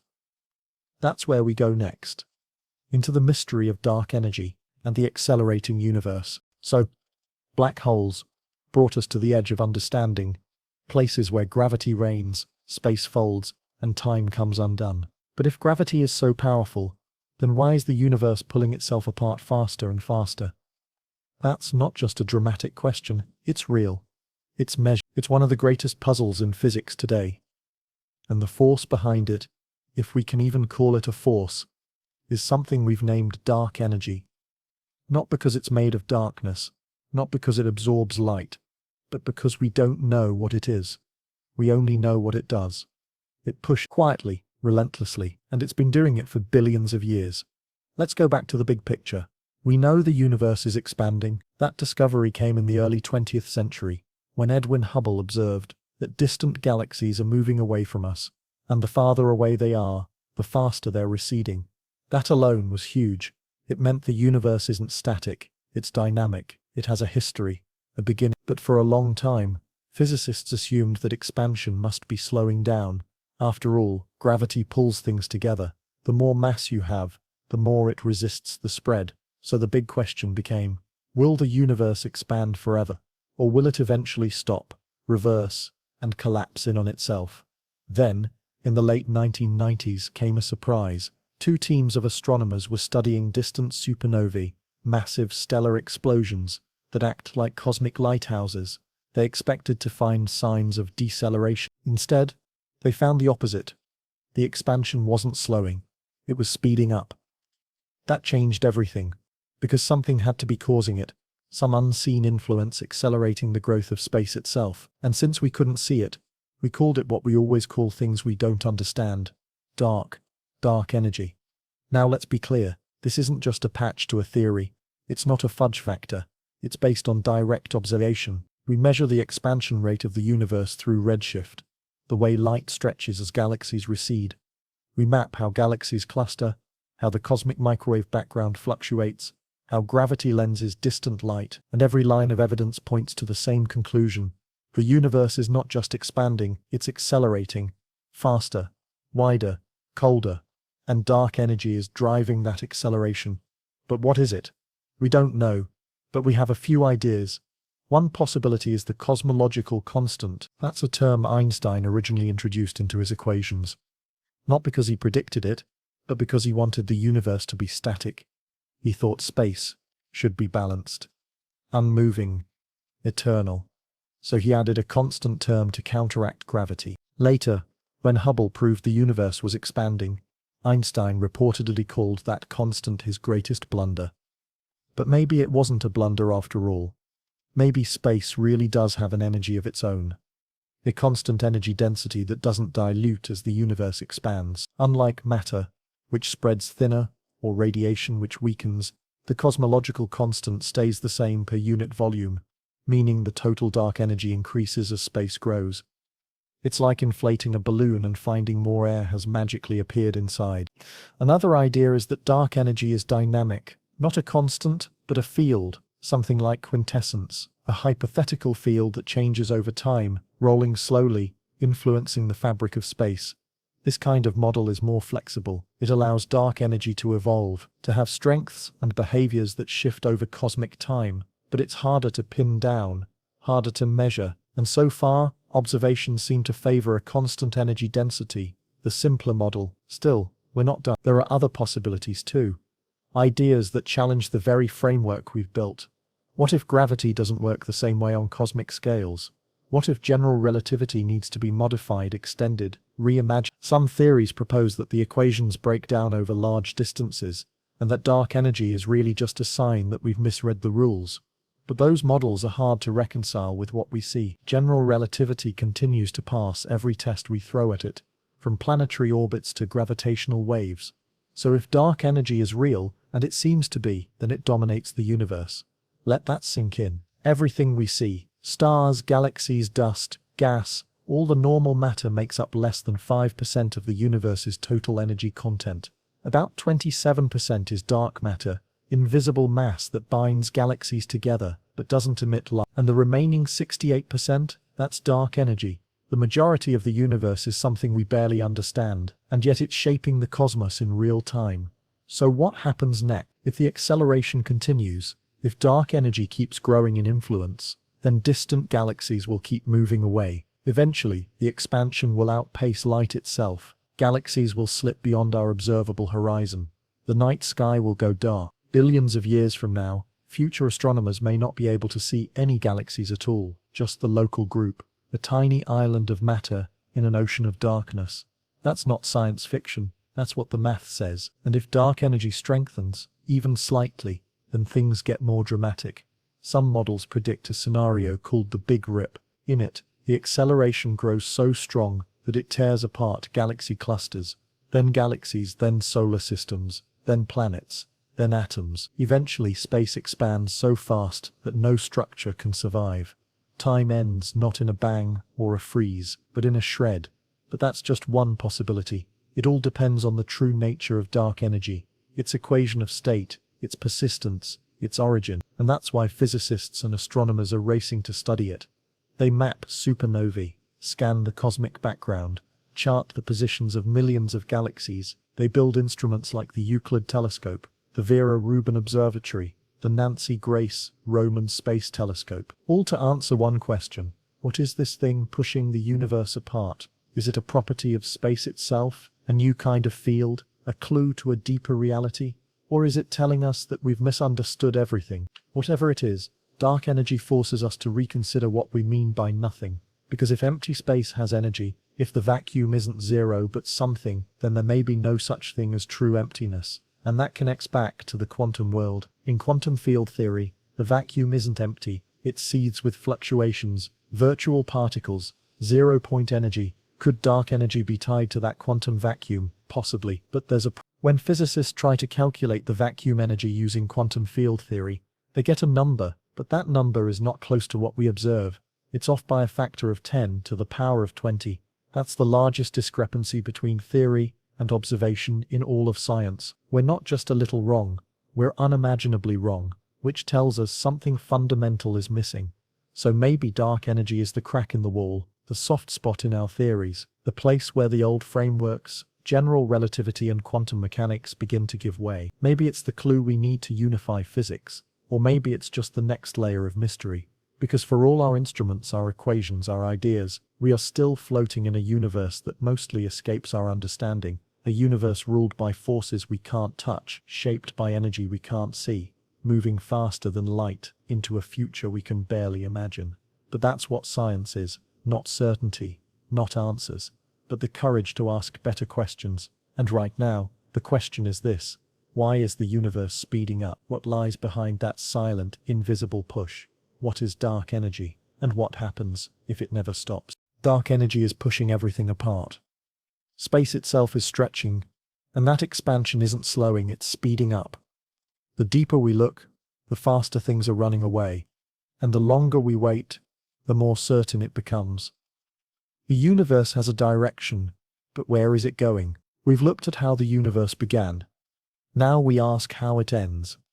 Not in myth or metaphor, not in fire or ice, but in physics, in numbers, in gravity, in energy, in time. And the truth is, we don't know for sure. But we have possibilities, some grim, some gentle, some so strange they bend the meaning of end entirely. Let's start with the simplest scenario, the one that matches what we observe today. If dark energy continues to behave the way it seems to now, like a constant pressure embedded in space, then the expansion of the universe will go on forever, slower than a big rip, more peaceful, but still inevitable. Galaxies will drift farther apart, clusters will separate. Eventually, every galaxy not bound to our own will fade from view.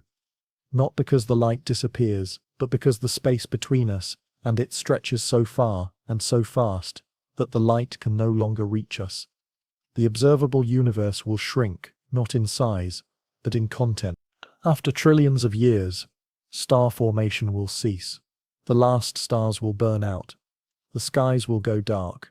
Black holes will remain, slowly evaporating through Hawking radiation. Eventually, even they will disappear.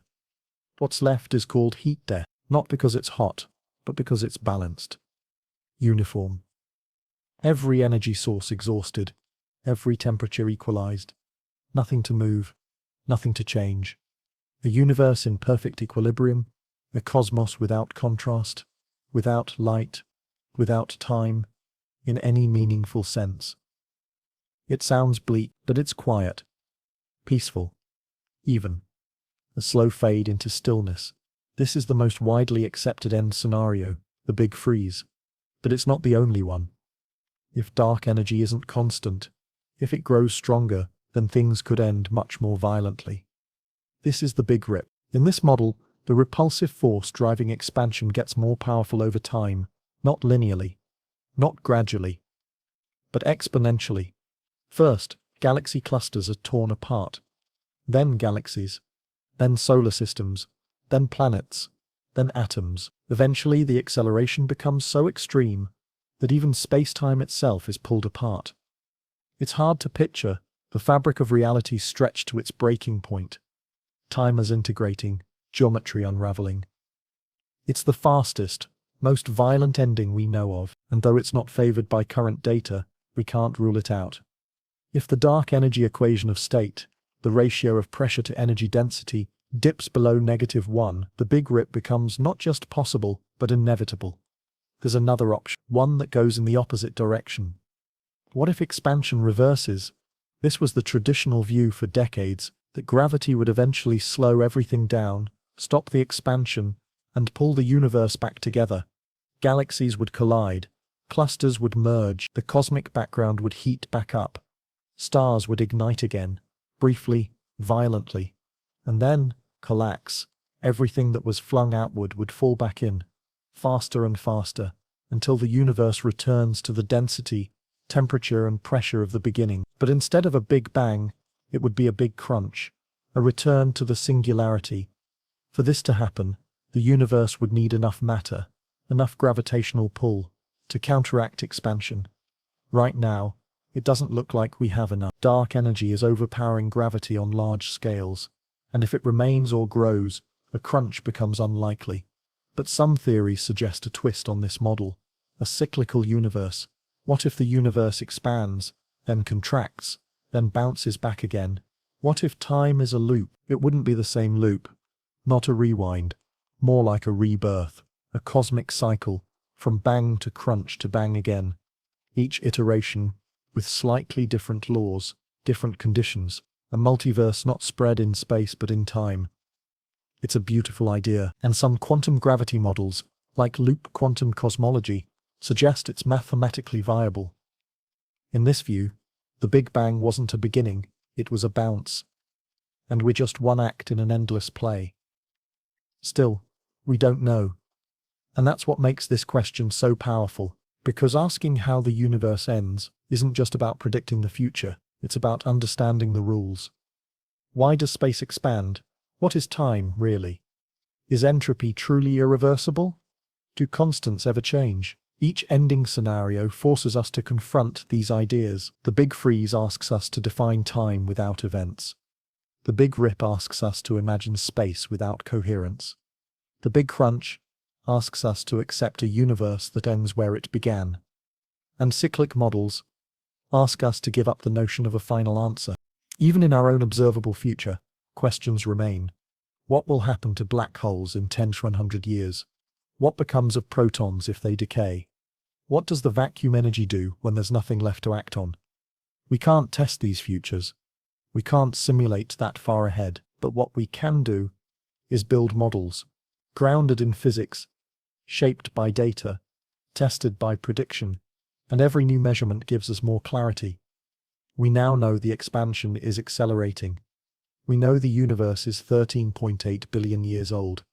Give or take, we know that dark energy dominates, and that matter both dark and visible is in the minority. We know that time has a direction from low entropy to high, and we suspect that direction won't stop. So if the Big Freeze is our fate, what does that mean for us? For consciousness? For meaning? Maybe nothing.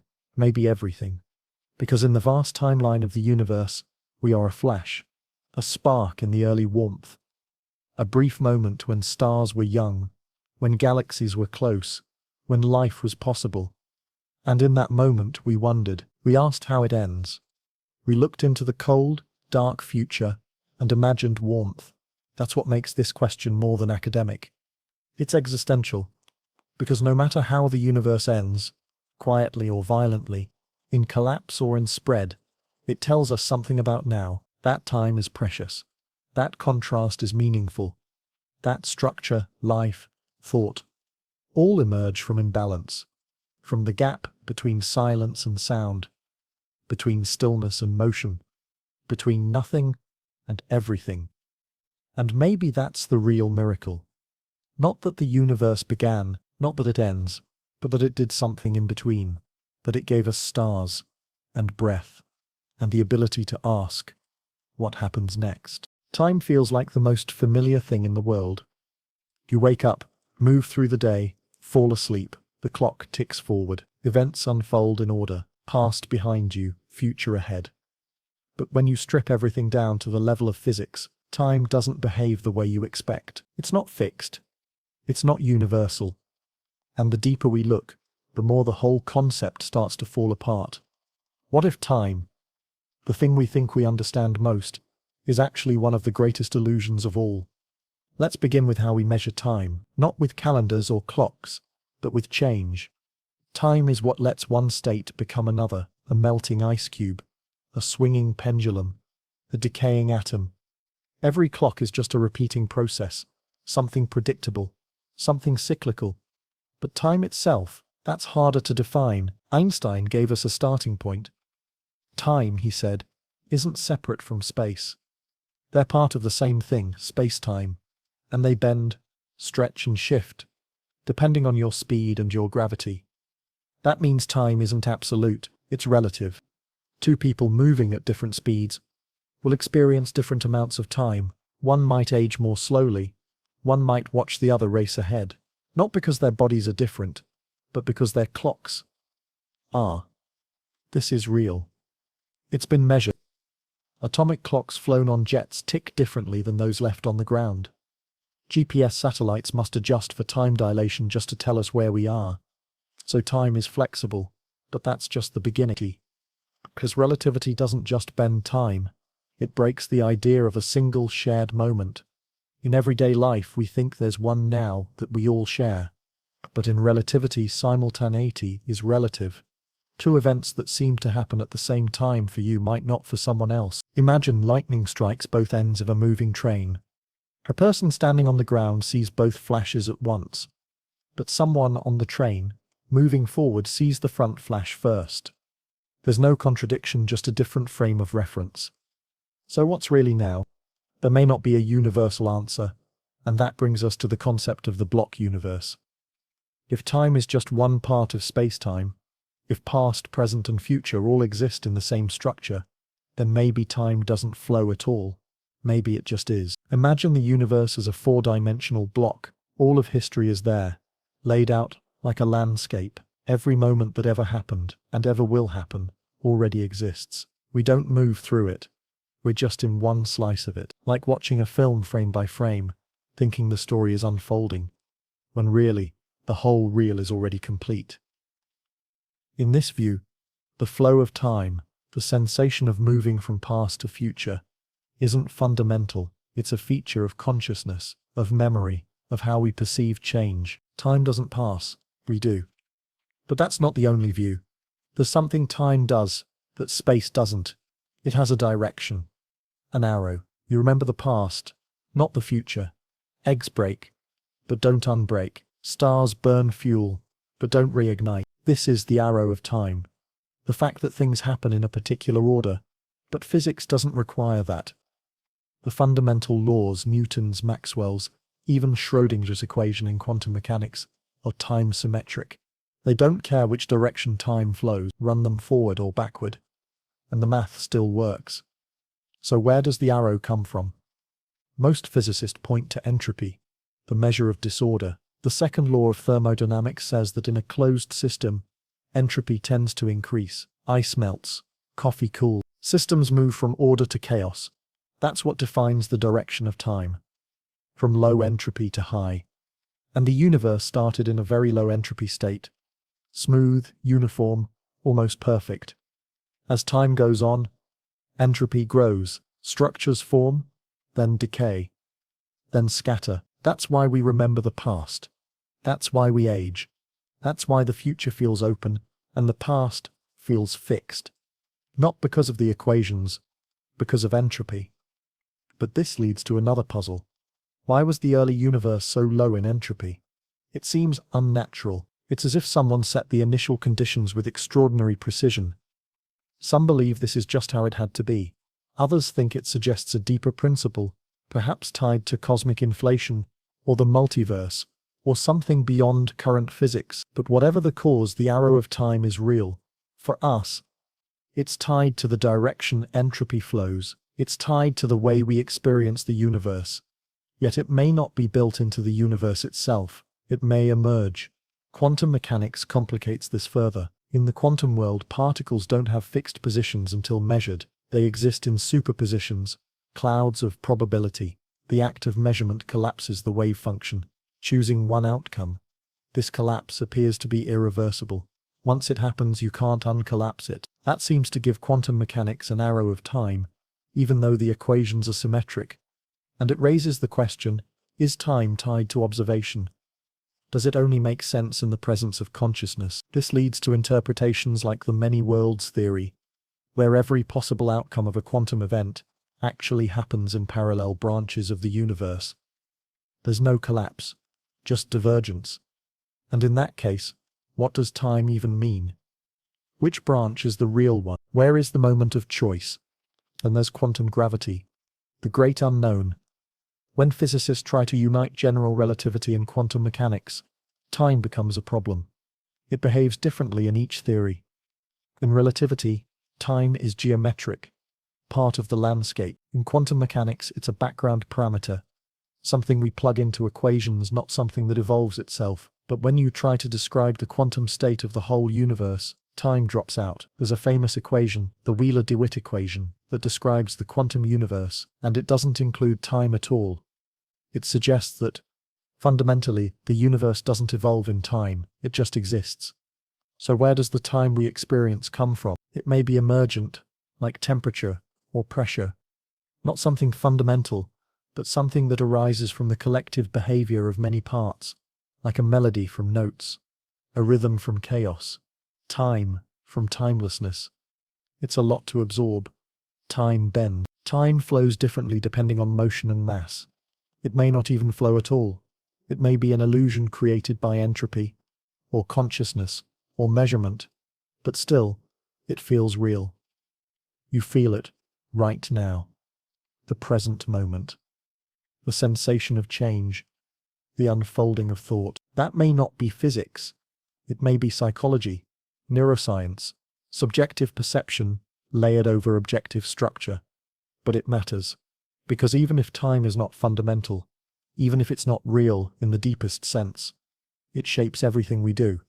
It gives structure to experience, to story, to identity.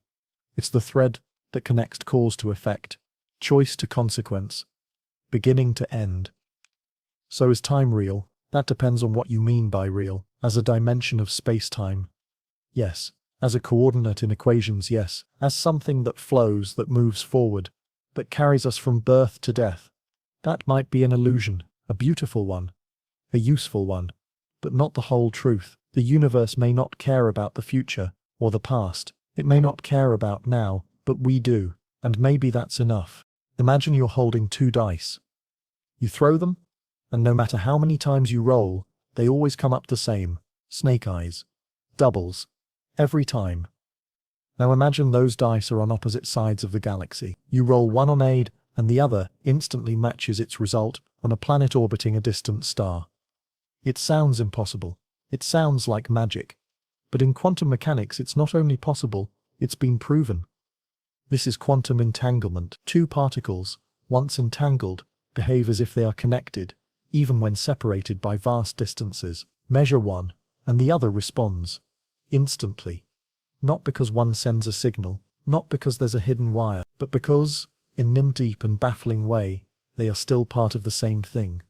To understand how this works, we need to go back to the basics of quantum theory. Particles don't behave like little billiard balls. They behave like probability waves. Until you observe them, they don't have fixed properties. They exist in a superposition, a cloud of all possible outcomes. When you measure a quantum system, the wave collapses. One outcome becomes real, and that act of measurement defines reality, at least locally. Now take 2 particles, let's say they're photons, particles of light. You can create them in such a way that their properties are entangled. For example, they might have opposite spins. If one is spinning clockwise, the other must be spinning counterclockwise. But here's the twist. Until you measure them, neither one has a definite spin. They're in a joint state, a shared superposition. Not this one is spin up, and that one is spin down, but this system is both at once. When you finally make a measurement, let's say you find that one photon is spinning clockwise, the other photon's state instantly becomes defined as counterclockwise, and it doesn't matter how far apart the particles are. The moment you measure one, the other there's no delay, no signal, just instant correlation. This is what Einstein called spooky action at a distance. It deeply disturbed him. He believed that quantum mechanics must be incomplete, that hidden variables must explain the result, that the universe couldn't be so indeterminate. But decades of experiments have proven otherwise. In the 1960s, physicist John Bell formulated what's now known as Bell's theorem. He showed that if the universe operates with hidden variables, if there's some deeper reality controlling the outcomes, then those hidden systems must obey certain statistical limits. These limits are called Bell inequalities, and when scientists test them in labs, sending entangled photons down long tunnels, bouncing them off mirrors, measuring them with polarizing filters, the results violate those limits. Over and over again, the universe doesn't behave as if particles have pre-existing properties waiting to be revealed. It behaves as if reality itself isn't decided until it's observed, and that decision is somehow shared between entangled particles, instantly, across space. But how is that possible? Does information travel faster than light? The answer is no, at least not in any usable way. Entanglement doesn't allow for communication. You can't send a message using entangled particles. The results are random. You can only see the correlation after comparing notes, which requires traditional slower-than-light communication. So causality, the idea that cause precedes effect, isn't violated, but locality is. The idea that things only affect their immediate surroundings, that what happens here can't instantly change something far away. Entanglement breaks that assumption. It tells us that space, as we understand it, might not be the whole picture.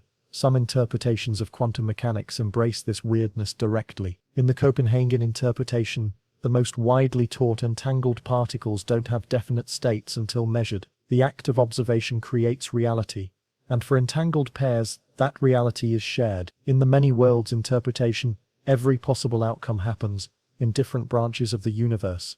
The entangled pair doesn't influence each other across space. They just become part of a larger structure where all outcomes coexist. Other interpretations invoke pilot waves, hidden information fields, or retrocausality, the idea that effects can influence causes backward in time. None of these have been proven. All of them try to answer the same question: what is entanglement really telling us? Some physicists believe it's not just a quirk, but a clue, a hint that space and time are not fundamental, that the deep fabric of reality isn't built out of points in space, but out of relationships, connections, information. This idea underlies a growing movement in theoretical physics, one that tries to rebuild the universe from entanglement itself. Imagine a web, not made of threads or wires, but of pure quantum links. Each particle isn't a thing in space, it's a node in a network. Its position, its behavior, its very existence, comes from how it's entangled with everything else. In this view, entanglement doesn't happen in space. Space happens because of entanglement. This isn't just speculation, it shows up in string theory, in the holographic principle, in ADS-CFT correspondence, a duality between quantum systems on a boundary and gravity in a bulk space. In that framework, space-time geometry can be calculated from the entanglement of quantum fields. It's not geometry first, then physics. It's entanglement first, then space, then time, then matter. So when two particles on opposite sides of the galaxy respond to each other instantly, it may not be that they're defying space. It may be that space is not what we thought it was. This also connects to black holes. Inside a black hole, space and time switch roles. The center, the singularity, is a point in time you can't avoid. But the event horizon, the boundary, might hold all the information about what's inside. Stephen Hawking's discovery that black holes radiate created a paradox. What happens to the information? If entanglement is fundamental, maybe the event horizon encodes everything. Maybe entangled pairs on the edge preserve the data. Some have proposed that the entire interior of a black hole, the space, the matter, the structure, is a kind of holographic projection of its entangled surface. It's a wild idea, but it keeps showing up. Entanglement is now more than a theory. It's a tool. Quantum computers use it to perform calculations far beyond classical machines. Quantum encryption uses entangled particles to create unbreakable codes, because any attempt to observe the system changes the outcome. Quantum teleportation, the transfer of quantum states using entanglement and classical data, has been demonstrated in labs and in space. This isn't science fiction. It's engineering. It's happening now, and it's reshaping what we thought we knew about what's local, what's real, and what's separate. So where does this leave us? Two particles can be entangled. So can two people, two memories, two moments in time. Entanglement isn't just about distance, it's about connection. It's a reminder that the universe, for all its vastness, may be less a collection of things, and more a web of relationships. Nothing isolated, nothing independent, just patterns of influence, echoing through space and time. Maybe reality isn't built from atoms. Maybe it's built from links. Maybe we don't live in space. Maybe we live between each other. And maybe that's the strangest, most beautiful truth of all. Empty space isn't empty. It never was. Even when you strip away all the atoms, all the light, all the heat, there's still something left. An invisible ocean, restless and alive, humming with energy. This is the quantum vacuum. It's not a void. It's a stage, a living, shifting field of possibility. And it may hold the answers to questions we've been asking since the beginning, about gravity, mass, time, and the very fabric of existence. To understand this invisible structure, we have to let go of the old picture. In classical physics, particles are the building blocks. Tiny, solid objects moving through space, bouncing off each other, like marbles. But quantum mechanics paints a different picture. Every particle is a ripple in a field that exists everywhere, at every point in space, even where no particle appears. Electrons, photons, quarks, all of them are just excitations, vibrations in their respective quantum fields. There isn't one universal field. There's a field for each type of particle, a photon field, an electron field, a Higgs field. And even in the deepest vacuum, these fields are still there, fluctuating. That's what the vacuum really is. Not nothing, not absence, but a sea of fields in their lowest energy state. And even in that ground state, they're never still. They pulse, they jitter, they breathe. This is called zero-point energy. Even when a field is at its minimum energy, it can't be flat. That's because of the uncertainty principle, the same rule that makes it impossible to know both position and momentum perfectly. It forces every field to have a little leftover motion, a little unpredictability, a constant dance, even in the dark. This might sound abstract, but it has real consequences.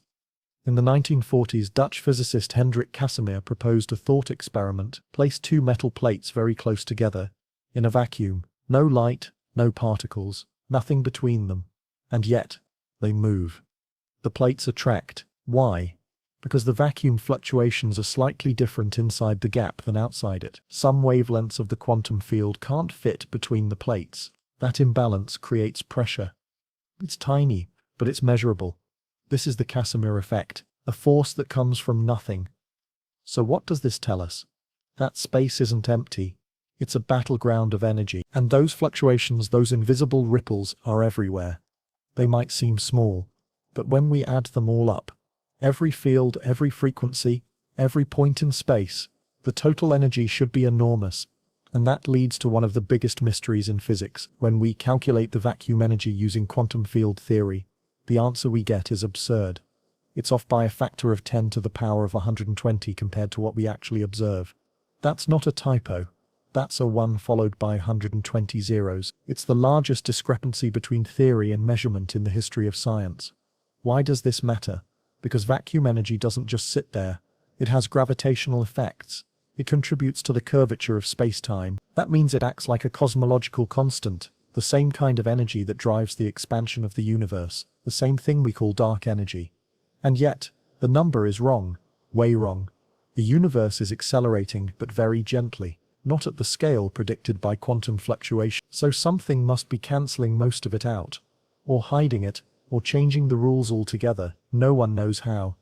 This is often called the cosmological constant problem, or the vacuum catastrophe. It sits at the crossroads of quantum physics and cosmology, and it tells us something doesn't add up.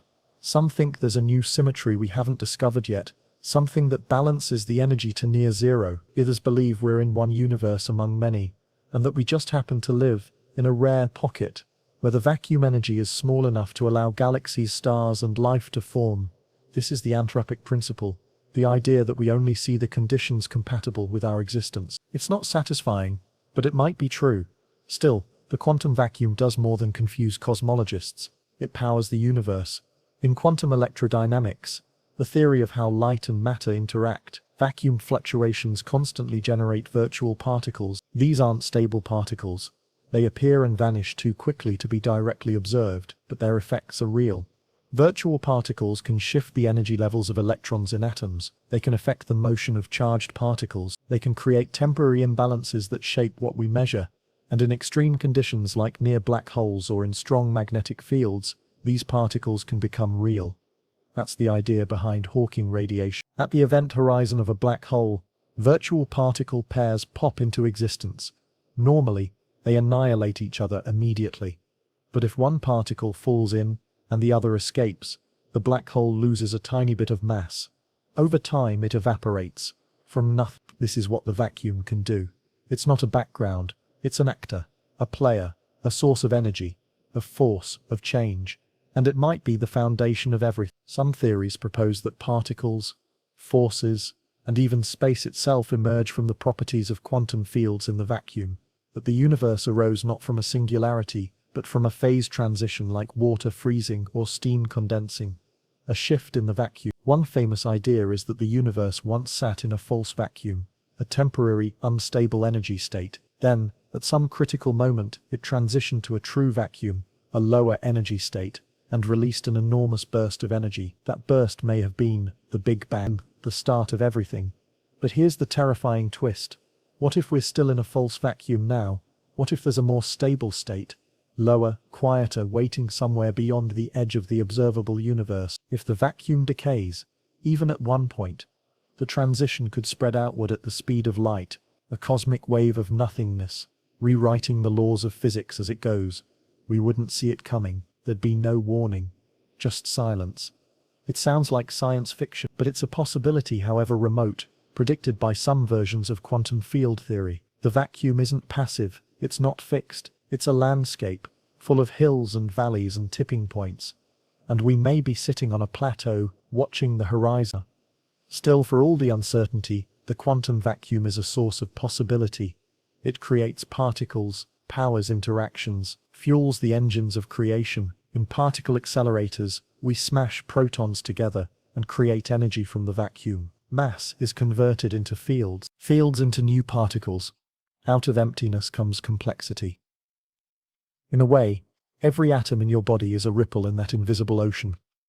A brief, local wrinkle in a sea that stretches across the cosmos. And that's the paradox. The vacuum is nothing, and everything. Silence, and song, stillness, and structure. So the next time you hear the word nothing, remember this. There is no nothing, everywhere you look, even in the dark, even in the cold, even in the absence of matter and light. The fields are still there, whispering, dance seething beneath the surface, and perhaps, just perhaps, holding the secret of why there is something rather than nothing at all. Imagine a perfectly still pond, no ripples, no wind, no motion. Every direction looks the same. Every reflection is balanced. It's beautiful, but it's also empty. Nothing happens. Nothing changes. This is symmetry.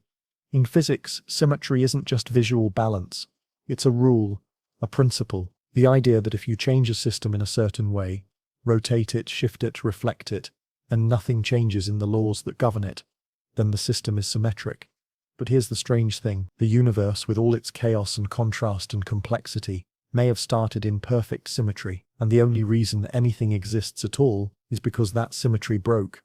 Let's start with why symmetry matters. When something is symmetric, it means that it obeys certain conservation laws. This is formalized in Noether's theorem, named after mathematician Emmy Noether, in the early 20th century. She showed that every symmetry in nature corresponds to a conserved quantity. If the laws of physics don't change over time, then energy is conserved. If the laws are the same everywhere in space, then momentum is conserved. If they're the same under rotation, angular momentum is conserved. These aren't just useful tricks, they're foundation. They tell us that symmetry isn't a side effect. It's a source of stability. In particle physics, symmetry gets even deeper. The Standard Model, our best framework for understanding particles and forces, is built on a foundation of symmetries. It uses mathematical groups, like SU3, SU2 and U1, to describe how particles transform and interact. These symmetries explain why certain particles exist, why others don't, and how they relate to each other. Electromagnetism, the weak force, and the strong force all arise from these symmetry structures. And for a long time it was believed that these forces were once unified, not separate, not distinct, but one. Imagine the early universe, unimaginably hot, dense, and balanced. At those energies, the electromagnetic and weak forces were a single force, the electroweak force. As the universe cooled, the symmetry broke. The electroweak symmetry was no longer sustainable. The forces split apart. The photon became the carrier of electromagnetism, the energy. Bosons became carriers of the weak force. This process is called spontaneous symmetry breaking, and it happens everywhere. It's how magnets align, how crystals form, how ice creates sharp edges from smooth water. The system follows symmetrical rules until something shifts, a random fluctuation, a cooling threshold, a boundary condition.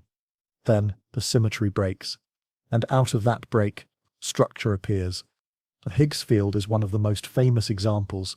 It permeates the universe, and it's responsible for giving mass to certain particles. But the Higgs field isn't symmetrical. It doesn't sit at zero. It has a Nizai value, even in the vacuum. That's a broken symmetry.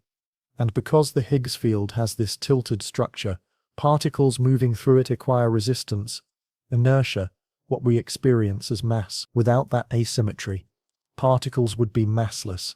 Atoms couldn't form. Matter couldn't clump. The universe would be a glowing soup of light and energy, but no form, no texture, no you. The break is what makes things real. But broken symmetry doesn't always lead to stability. Sometimes it creates imbalance. One of the great unsolved questions in physics is, why is there more matter than antimatter? According to our best theories, the Big Bang should have created equal amounts of both. For every particle, an antiparticle. For every bit of matter, a mirror twin. And when matter meets antimatter, it annihilates, disappearing into pure energy. So, if symmetry held perfectly, the universe should have erased itself. But it didn't. Something broke. Somewhere, somehow. The balance tipped. A tiny excess of matter. Just 1 part in a billion survived. And that tiny excess is everything we see. Galaxies, stars, planets, people. All of it exists because something violated that perfect symmetry. We call this asymmetry baryogenesis, but we don't yet know how it happened. It's possible that in the early universe, under intense conditions, certain reactions favored matter slightly more than antimatter. It could be related to the behavior of neutrinos or CP violation. The difference in how matter and antimatter respond to certain transformations. But whatever the mechanism, it shows us again that broken symmetry isn't a flaw. It's a feature. It's how complexity arises. It's why the universe didn't stay perfect. It moved, it shifted, it changed. And through that imperfection it became something. Even in cosmology, symmetry plays a central role. The large-scale structure of the universe, the cosmic web of galaxies and voids, is seeded by tiny quantum fluctuations during inflation. Inflation was a period of rapid expansion, when a smooth, symmetrical universe became stretched and amplified. The small fluctuations broke the uniformity, and those breaks became galaxies, stars, and everything else. Symmetry breaking is the birth of form. It's the moment when sameness gives way to difference, when equilibrium gives way to structure. And it's not just physics. In biology, symmetry breaking determines the layout of your body, left and right, head and tail, heart on one side. In chemistry, it dictates how molecules twist and bind. In art, it's the contrast that catches your eye, the imbalance that draws your attention. Too much symmetry is sterile, too much disorder is chaos. The sweet spot, the edge between, is where beauty lives, where complexity blooms, where the rules bend just enough. There's something almost poetic about it, that the laws of the universe are elegant and symmetric, and yet they only become interesting when those symmetries break. That creation itself might be the byproduct of imbalance, that we owe our existence to a kind of cosmic imperfection. It raises a philosophical question. If symmetry gives rise to order, but broken symmetry gives rise to complexity, which one is more fundamental? Is the universe striving for balance, or driven by the tension between balance and rupture? Is order the canvas, and asymmetry the brush? Or are we simply the flicker of a universe trying out both? We don't know. But what we do know is that the cracks in the pattern let the light shine through. And maybe that's the most extraordinary symmetry of all. A universe where the most perfect thing it ever did was break itself open. You wake up in a three-dimensional world. You move forward. You turn left. You look up. Space surrounds you, wraps around you, lets you navigate your life through depth, width, and height. But why 3? Why not 4? Or 5? Or 20? And what if, hidden behind the surface of what we know, there are more dimensions folded so tightly into the universe that we can't see them, but they shape everything we experience? Dimensions are more than just directions. They're the framework of existence. In physics, a dimension is an independent direction in which movement or measurement can occur. Our world, as we know it, has 3 spatial dimensions: length, width, and height. But it also has a 4th, time. Time isn't spatial. You can't walk backward into yesterday. But in Einstein's relativity, Time and space are intertwined into one unified structure, space-time.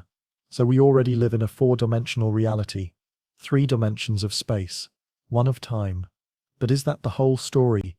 There's no law in physics that limits the universe to 4 dimensions. In fact, some of our most successful and ambitious theories suggest there are more hidden ones, compactified ones, dimensions curled up so small that we don't notice them, but they influence everything around us. This idea goes back decades. In the 1920s, physicists Theodore Kaluza and Oscar Klein tried to unify gravity and electromagnetism by adding a 5th dimension. It worked, mathematically. They showed that by extending general relativity into 5 dimensions, you could derive the equations for gravity and also for electromagnetism. The catch: the 5th dimension had to be tiny, compact, curled into a loop too small to detect. It was a beautiful idea, but too far ahead of its time. Then came string theory. In string theory, the basic building blocks of the universe aren't particles, they're tiny vibrating strings. Different vibrational modes of the string give rise to different particles, photons, electrons, quarks, and more. But these strings don't just vibrate in our familiar 3-dimensional space, they need more room. String theory only works consistently in higher dimensions. Depending on the version, it might require 10 or even 11 total dimensions, 9 or 10 of space, and 1 of time. That's 6 or 7 extra spatial dimensions beyond what we can see. So where are they? Why don't we feel them? The answer: they're hidden, folded, wrapped up into shapes so small, so compact, that they only show up at the smallest scales imaginable.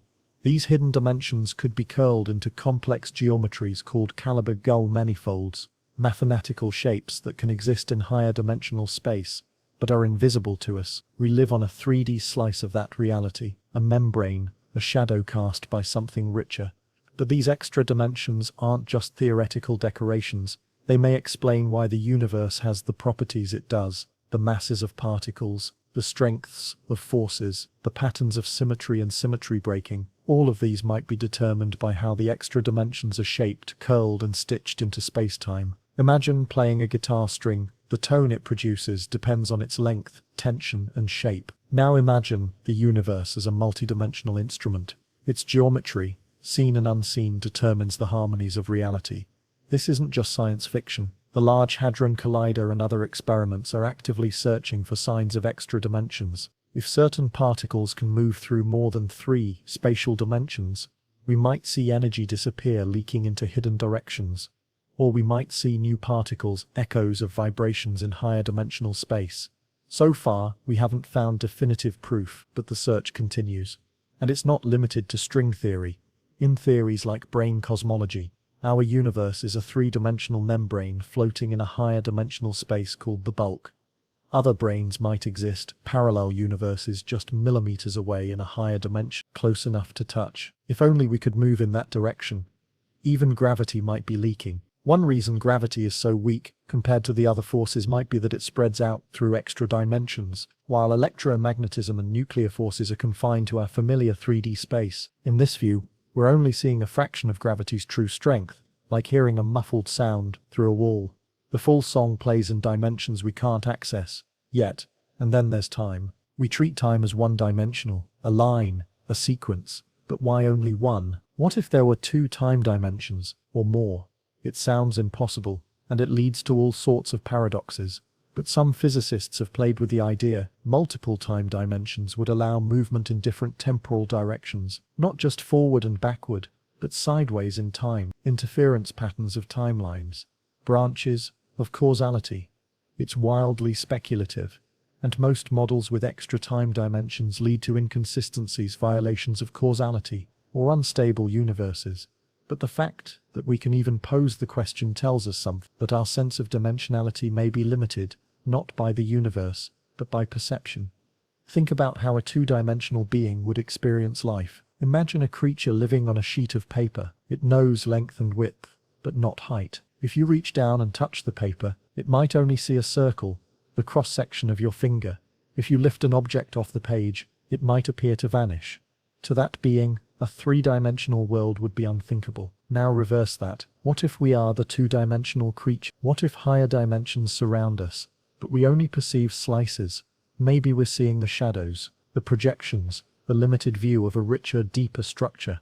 And maybe, just maybe, consciousness itself is tied to dimensionality. Some speculative theories suggest that thought, memory, and awareness may emerge from how information flows across dimensions, that brains or minds may tap into higher dimensional patterns, that the sense of time, identity, and presence may be echoes of structures beyond what neurons alone can explain. It's not proven. It may never be, but the more we understand about dimensions, the more we realize what we see is only part of the truth, maybe even a small part.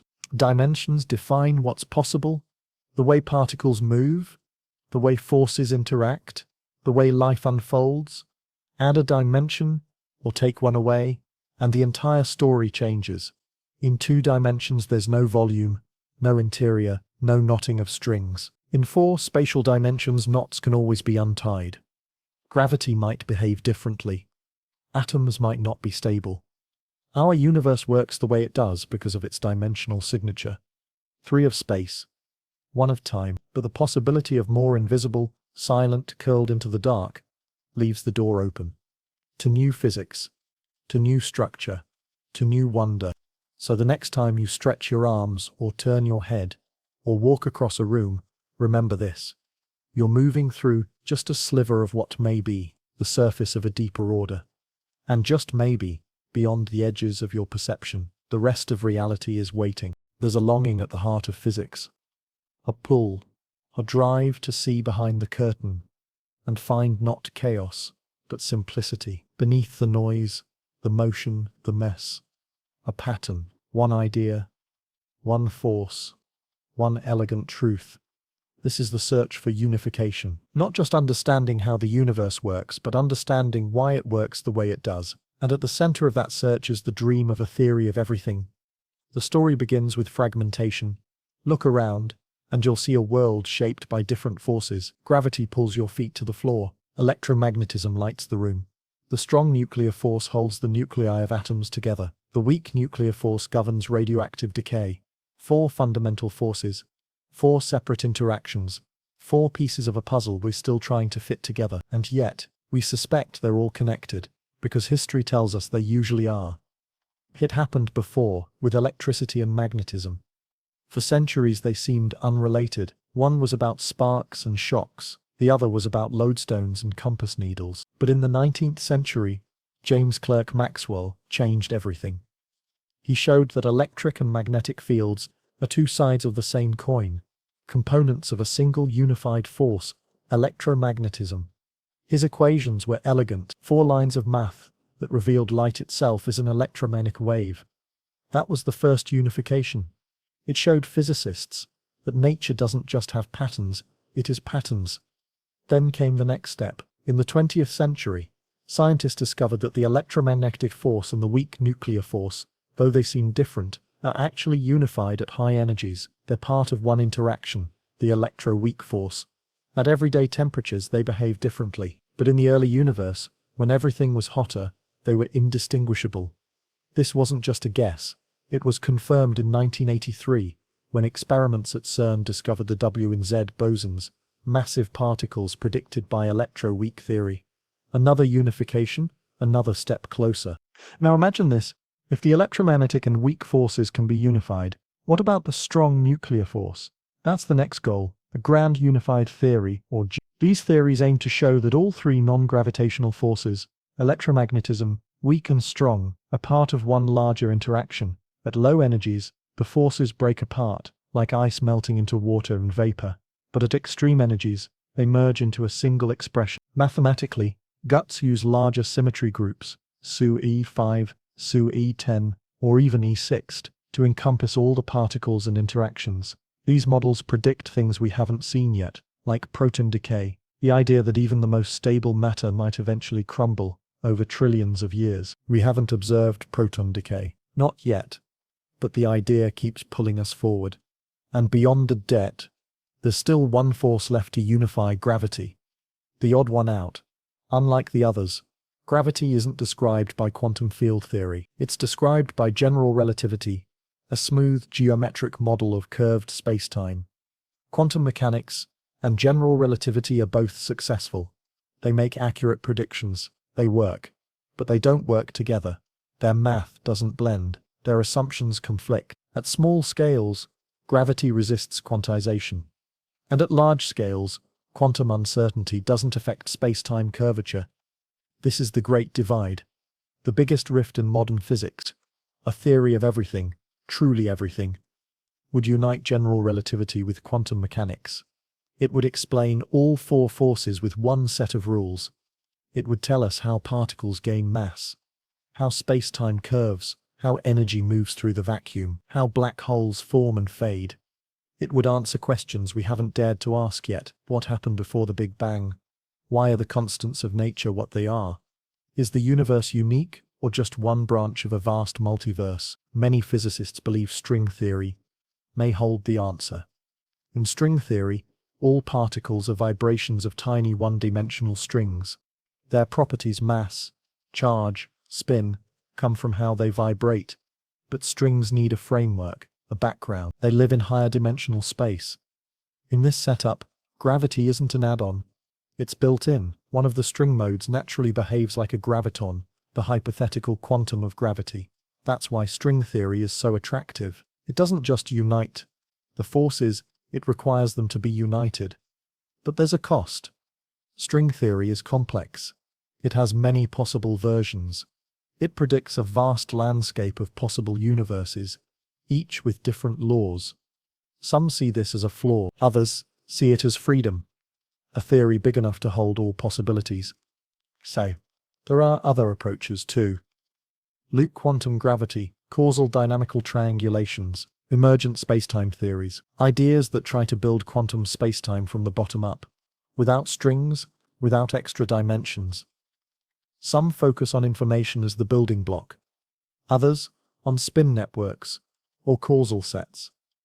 All of them search for the same thing, a way to explain the unity beneath the diversity, the simplicity behind the complexity, the thread that runs through everything. And maybe, just maybe, unification is not a final destination, but a direction.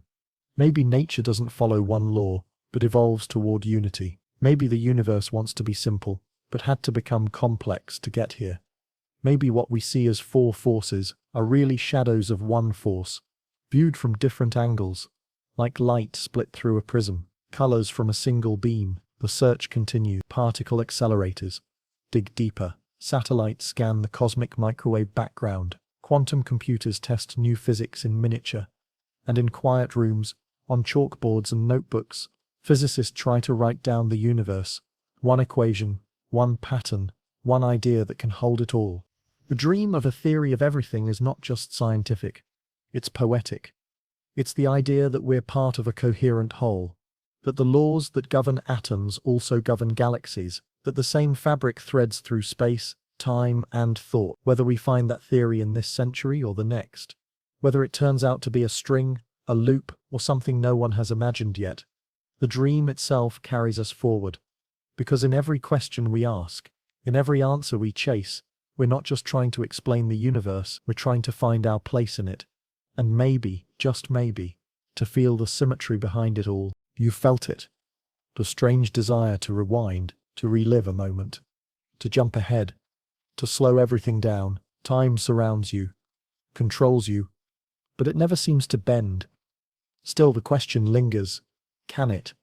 Can time be stretched, folded, even reversed? Welcome to the strange, seductive world of time travel. A place where Einstein's equations whisper that maybe, just maybe, time isn't as rigid as we think. Let's start with what we know.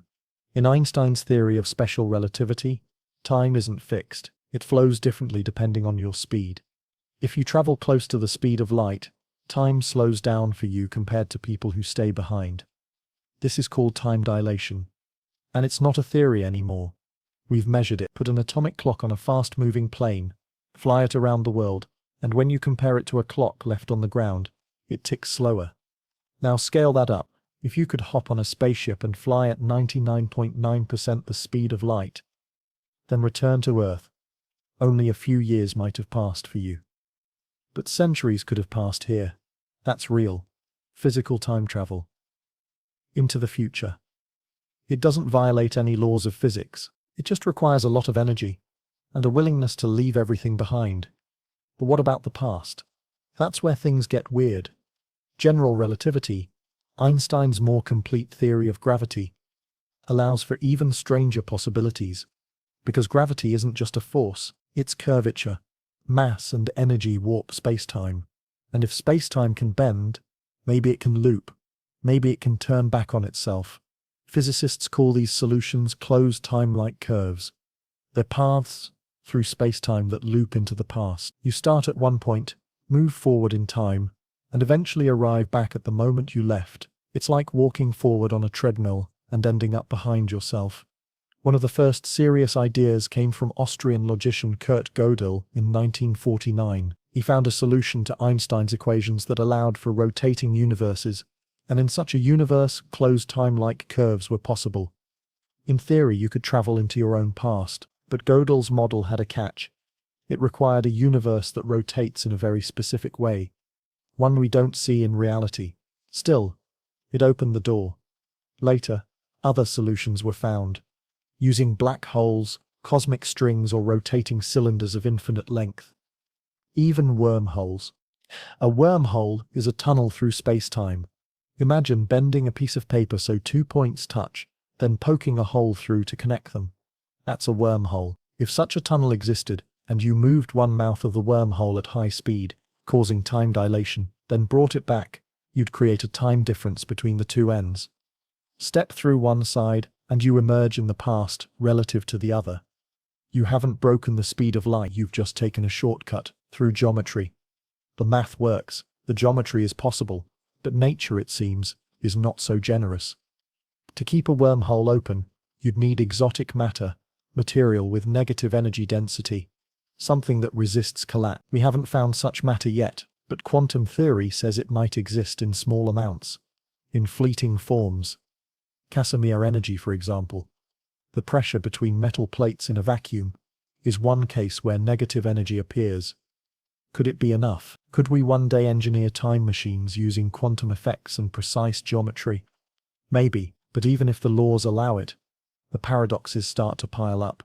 The most famous, the grandfather paradox. If you go back in time and prevent your grandfather from meeting your grandmother, do you erase yourself? And if you erase yourself, who went back to stop the meeting? It's a loop with no escape. Another version is the information paradox. If you travel back and give Einstein the theory of relativity before he discovers it, where did the idea originally come from? Causality collapses, history eats its own tail. Physicists take these paradoxes seriously. Some believe they are evidence that time travel to the past is impossible.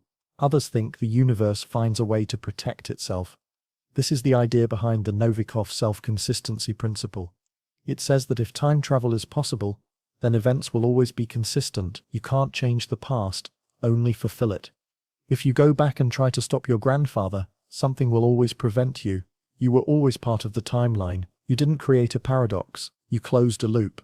Then there's the many worlds interpretation. In this view, going back in time doesn't change your past, it creates a new branch.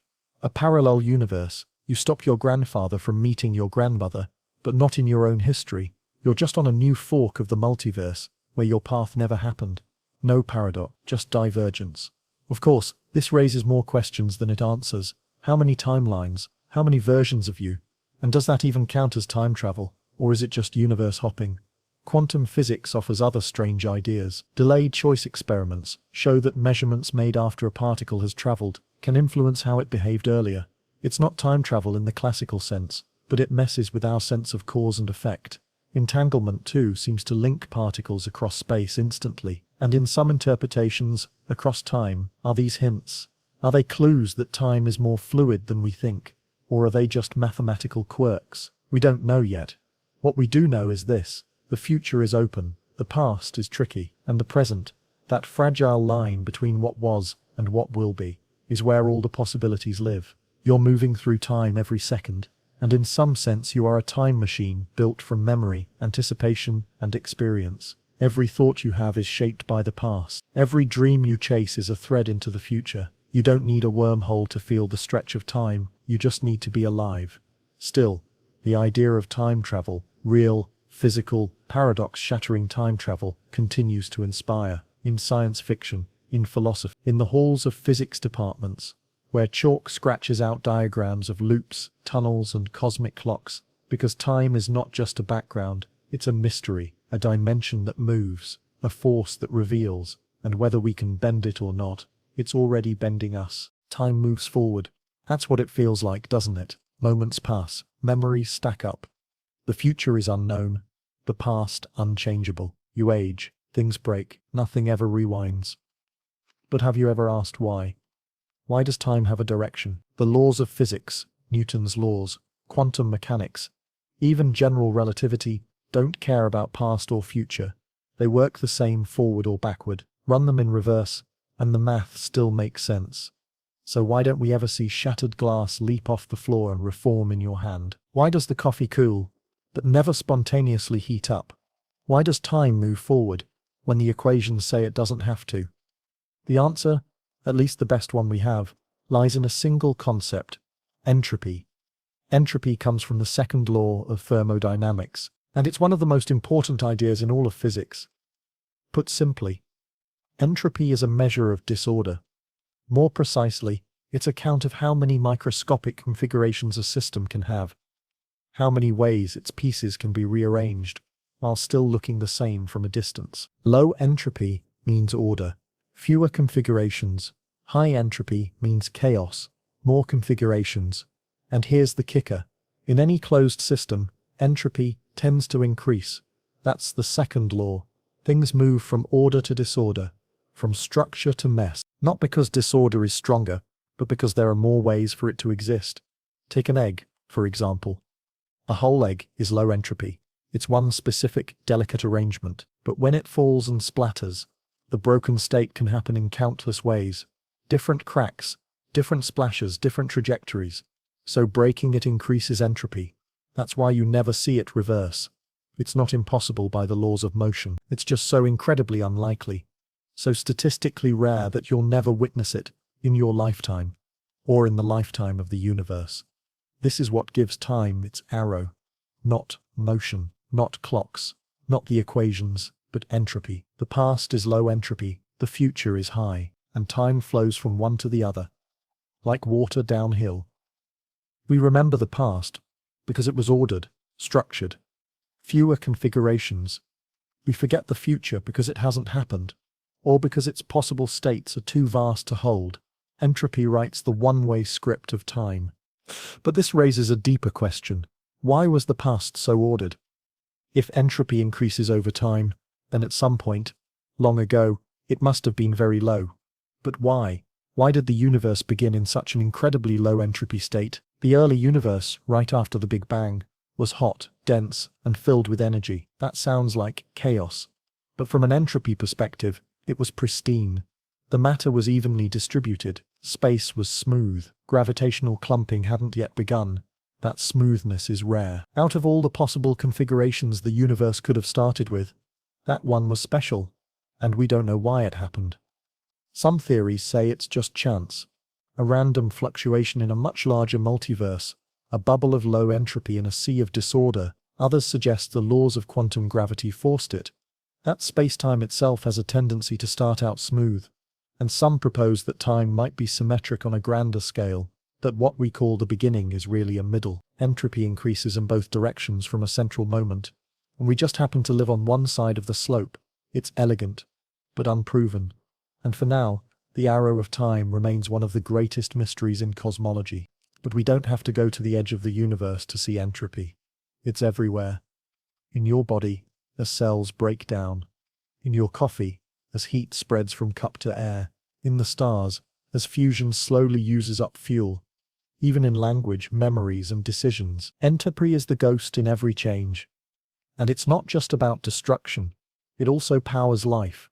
Because to maintain structure, to stay alive, organisms must fight entropy. They absorb energy, rearrange it, and dump entropy into the environment. You eat food, burn calories, exhale heat, and by doing so, you keep your internal structure intact. But the second law still wins. Eventually, disorder increases, systems decay, stars die, you age, and entropy rises.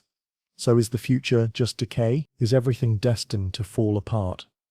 Not quite.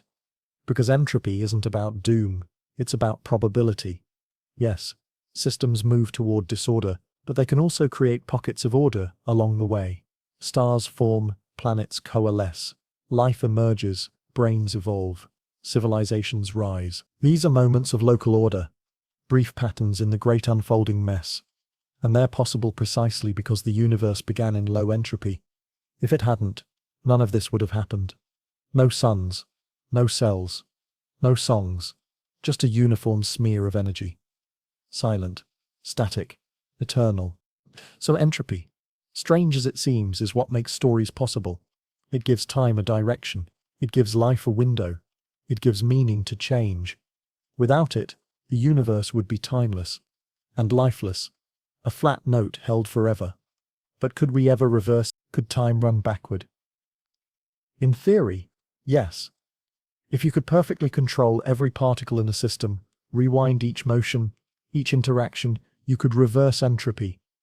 The system would retrace its steps, ice would unmelt, smoke would flow back into the match. But in practice it's impossible, because you'd need to track and manipulate trillions of particles, each with quantum uncertainty. Even the act of observing the system would inject randomness. You'd add entropy just by watching. The universe doesn't allow perfect reverse, it allows patterns, but not rewinds. Still, some physicists and philosophers ask, what if entropy isn't fundamental? What if it emerges from deeper laws? Could we one day find a more basic theory, where time isn't one-directional, or where entropy behaves differently? Maybe, but for now, the second law holds, not as a barrier, but as a backdrop. The gradient that defines the path of possibility. Entropy also connects deeply with information. In fact, the two are closely related. The more disordered a system, the more information you need to describe it. And in black holes, this connection becomes literal. The entropy of a black hole is proportional to the area of its event horizon, not the volume inside. This led to the holographic principle, the idea that all the information in a region of space can be encoded on its boundary. That space, time, and gravity might be emergent, rising from more fundamental bits of information. If true, then entropy isn't just a measure of heat or disorder, it's a clue to the structure of reality itself. And maybe, just maybe, the arrow of time is a reflection of that structure. Not a curse, not a countdown, but a wave, a ripple of increasing information. And we are riding it, not backward, not stuck, but forward, always forward. So when you wake up tomorrow and feel time pressing on you, when you see another wrinkle, another change, another hour passed, remember this: you are moving along the arrow, not being dragged, but carried. The past is order, the future is possibility. Entropy is not the enemy. It is the flow. It's what allows memory, music, motion, thought. Without it, you would be a frozen pattern. No growth, no pain, no joy. But with it, you change, you move, you become. And in every breath, every heartbeat, every word, you write another line in the one-way book of time. There's a place in the universe where the known laws of physics break. A place where space folds in on itself, where time slows to a crawl, and where nothing, not even light, can escape. These aren't just sci-fi monsters, they're real.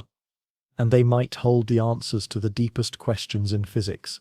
These are black holes, and they are the most extreme, mysterious, and fascinating objects ever discovered. A black hole begins when matter collapses under its own weight. This usually happens at the end of a massive star's life. After burning through its fuel, the star can no longer support itself against gravity. Its core contracts. Its outer layers explode outward in a supernova, and what's left collapses, faster, deeper, dense, until it crosses a threshold, the point of no return. The event horizon. That's the boundary around a black hole. Once you cross it, you're not just falling, you're being pulled into a region of space where escape is impossible. Not because it's sticky, not because it's spinning, but because the very shape of space-time has changed. It's no longer a hill you're sliding down. It's a hole, a pit, with no bottom. And once you're in, all paths lead deeper. The size of a black hole depends on how much mass collapses, but it doesn't take much to get something dense enough. Squeeze Earth to the size of a marble, and you'd have a black hole. The sun would need to be compressed to about 6 kilometers across. And yet, despite their terrifying power, black holes can be surprisingly calm from the outside. They don't suck things in like cosmic vacuums. You can orbit a black hole just like any other object as long as you stay outside the event horizon. Cross that line though, and things get strange. As you fall toward the horizon, time slows down, not just for you but from the perspective of an outside observer. To someone watching, it looks like you're freezing in place, approaching the edge more and more slowly. Your clock ticks slower, your voice drops in pitch, your image stretches and dims, but from your point of view nothing feels unusual. You cross the event horizon in a flash, no alarms, no firewalls, just the unrelenting pull of gravity, dragging you inward, toward the singularity. The singularity is the heart of the black hole, a point of infinite density. It's where the math breaks down, where space and time become twisted beyond recognition. We don't know what happens there. Our equations stop working. Quantum mechanics and general relativity, two of the most successful theories in science, offer conflicting predictions. One describes tiny particles, the other describes massive curves in space-time, but neither can handle both at once. And so the singularity remains hidden, behind a curtain we're not yet able to lift. But there's more to black holes than just collapse and doom. They spin, they grow, they merge, they can emit jets of high-energy particles that stretch across galaxies, and they might even create new universes. Some theories suggest that inside a black hole, space doesn't end, it tunnels, it transitions, it births something else. A new region of space-time, a bounce, a bridge, a big bang, somewhere else. We don't know if that's true, but the math allows it, and the mystery deepens. One of the strangest things about black holes is that they seem to have no hair. That's the phrase physicists use. Black holes have no hair. It means that once something falls in, no matter what it was, the black hole only remembers three things: its mass, its spin, and its electric charge. Everything else, all the details, vanish. Drop in a planet, a piano, a poem, and the black hole doesn't care. It gains mass. Maybe it spins faster, but the identity of what fell in, gone. At least that's what it looks like. But this leads to a troubling question. What about information? In quantum physics, information is never truly lost. If you know the state of a system now, you can, in theory, work backward to find its earlier state. But black holes seem to violate that. They absorb matter. They emit nothing. At least, that was the belief. Until Stephen Hawking changed the game. In the 1970s, he combined quantum field theory with general relativity and discovered something incredible. Black holes aren't entirely black. They emit radiation, very slowly, very faintly, but steadily. This is now known as Hawking radiation. Here's how it works. In the quantum vacuum near the event horizon, particles constantly pop into existence, in pairs. Normally, they annihilate each other instantly. But near a black hole, one particle can fall in, while the other escapes. From a distance, it looks like the black hole is radiating. But here's the catch. The radiation is random. It doesn't carry detailed information about what fell in. So as the black hole shrinks, and eventually evaporates, what happens to the information? Is it gone forever? That's the black hole information paradox. And it's still unsolved. Some say the information is encoded in the radiation subtly, through quantum entanglement. Others believe it's stored on the event horizon itself in a two-dimensional form, like a hologram. This idea led to the holographic principle, the notion that all the information in a region of space can be described by the surface that bounds it. If true, it could mean that the three-dimensional world we know is just a projection from a deeper, flatter reality. A black hole is more than a pit. It's a window into the structure of the universe. And maybe, into the nature of reality itself. In 2019, something extraordinary happened. The Event Horizon Telescope, a global network of radio dishes, captured the first direct image of a black hole's shadow. It wasn't a photograph, exactly. It was a map of light warped by extreme gravity, a glowing ring surrounding darkness. But it was real, proof of the theory, evidence of the unseen, a reminder that the strangest ideas can become visible, Since then, we've seen black holes collide, detected as gravitational waves rippling through space-time. These signals are like cosmic drumbeats, announcing mergers, confirming predictions. Einstein believed they existed, but never expected we'd hear them. Now we do. And each wave carries secrets about mass, energy, curvature, and maybe more. Black holes sit at the crossroads of everything we don't yet understand. They connect gravity and quantum mechanics. They test the limits of causality and entropy. They blur the line between physics and philosophy. Because when you ask what happens inside a black hole, you're not just asking about matter. You're asking what it means to exist, to change, to know. So maybe black holes aren't just cosmic endpoints. Maybe they're beginnings of new physics, of new time, of new thought. They remind us that the universe still holds secrets, still whispers at the edges, and still dares us to listen. Close your eyes and imagine another you. One who turned left instead of right. One who said yes instead of no. One who never met the people you know, never made the choices you did, but who still somehow exists. Seb, our fantasy? Or is it physics? The idea that our universe might be just one of many, an island in a vast cosmic sea, sounds like science fiction. But it's a real, serious hypothesis, one born not from imagination, but from the math. This is the multiverse, and it might be the most mind-bending concept modern physics has ever produced. It starts with a question. Why is our universe the way it is? Why does it have these particular laws of physics? Why is the speed of light what it is? Why do protons and electrons have the masses they do? Why is gravity so much weaker than the other forces? None of these values are explained by the standard model of physics. They're just there, plugged in, arbitrary. And yet, if they were even slightly different, the universe as we know it wouldn't exist. Stars wouldn't form, chemistry wouldn't work, life wouldn't be possible. So is that just lucky? Or is there another explanation? One possibility is anthropic selection.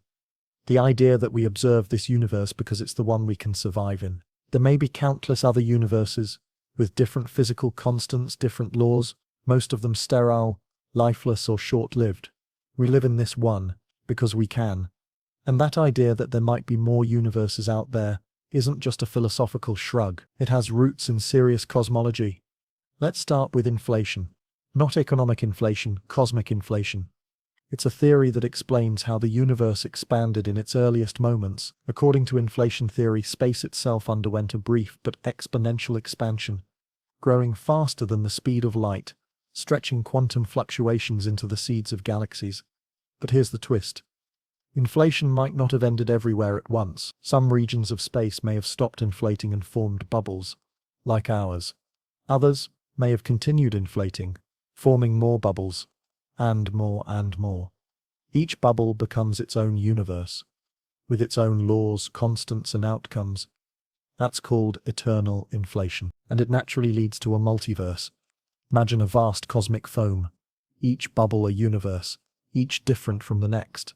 Some might have more dimensions, some might have different particles, some might have no stars, or different forms of life, maybe none at all, and we're just one bubble floating in a much larger, unobservable whole. We can't see the others. The space between bubbles is still inflating too fast, but the theory doesn't require us to see them. Only that they exist. Another path to the multiverse comes from string theory. In string theory, the number of possible configurations for the hidden dimensions is enormous. Each configuration, called a vacuum state, determines the physical laws in that version of the universe. Estimates suggest there could be as many as 10 to the 500 different vacuum states. That's a 1 followed by 500 zeros. Each one potentially gives rise to a different universe. This is called the string landscape, a staggering range of possible worlds, most completely unlike our own. Still, there's another, even stranger path to the multiverse, and it comes from quantum mechanics. In the many-worlds interpretation, every quantum event splits reality. Each time a particle chooses a path, left or right, spin up or spin down, the universe splits. In one branch, it went left. In another, each choice spawns a new universe. Every decision, every possibility, every alternate outcome, realized somewhere. An infinite branching tree of realities. In this view, there are versions of you who never learned to read, versions who became astronauts, versions who never existed, and they all exist in parallel, superimposed, branching, diverging at every moment. It's not fantasy. It's one interpretation of the equations that govern the quantum world. No collapse, no randomness, just infinite paths, unfolding. These multiverse ideas are compelling, but they also raise hard questions. If these other universes are real, why can't we detect them? If we can't ever interact with them, are they meaningful? And if every outcome exists, what does choice even mean? Are we free? Or are we passengers on branching rails? Some scientists argue that the multiverse is untestable, and therefore not scientific. Others believe we might one day find indirect evidence.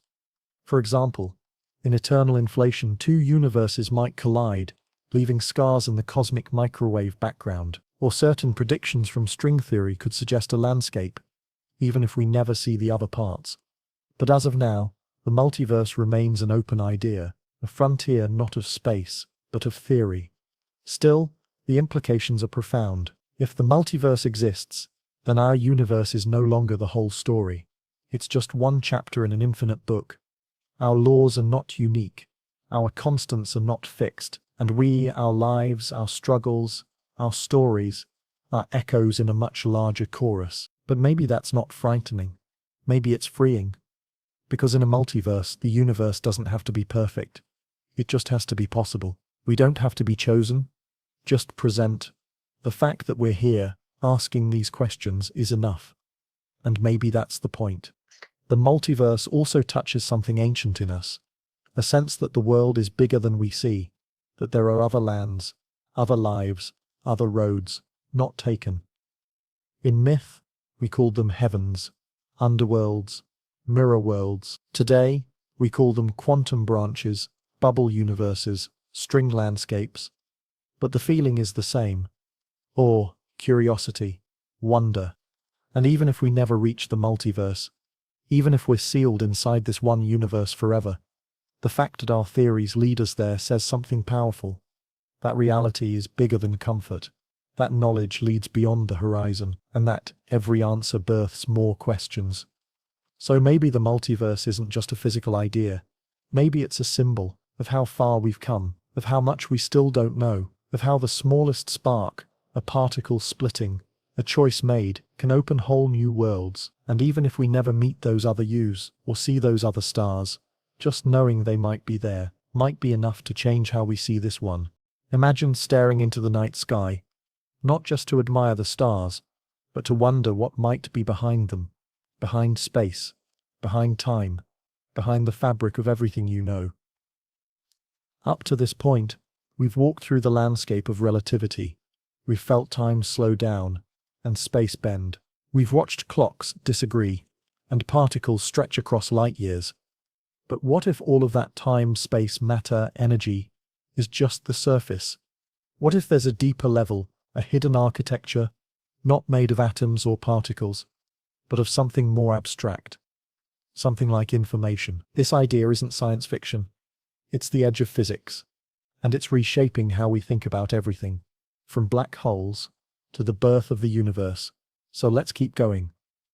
One step further, one layer deeper, because at this point in the journey, relativity doesn't just bend time. It cracks open the possibility that reality itself might be encoded, that the universe, as we experience it, could be a projection, a shadow of something more fundamental.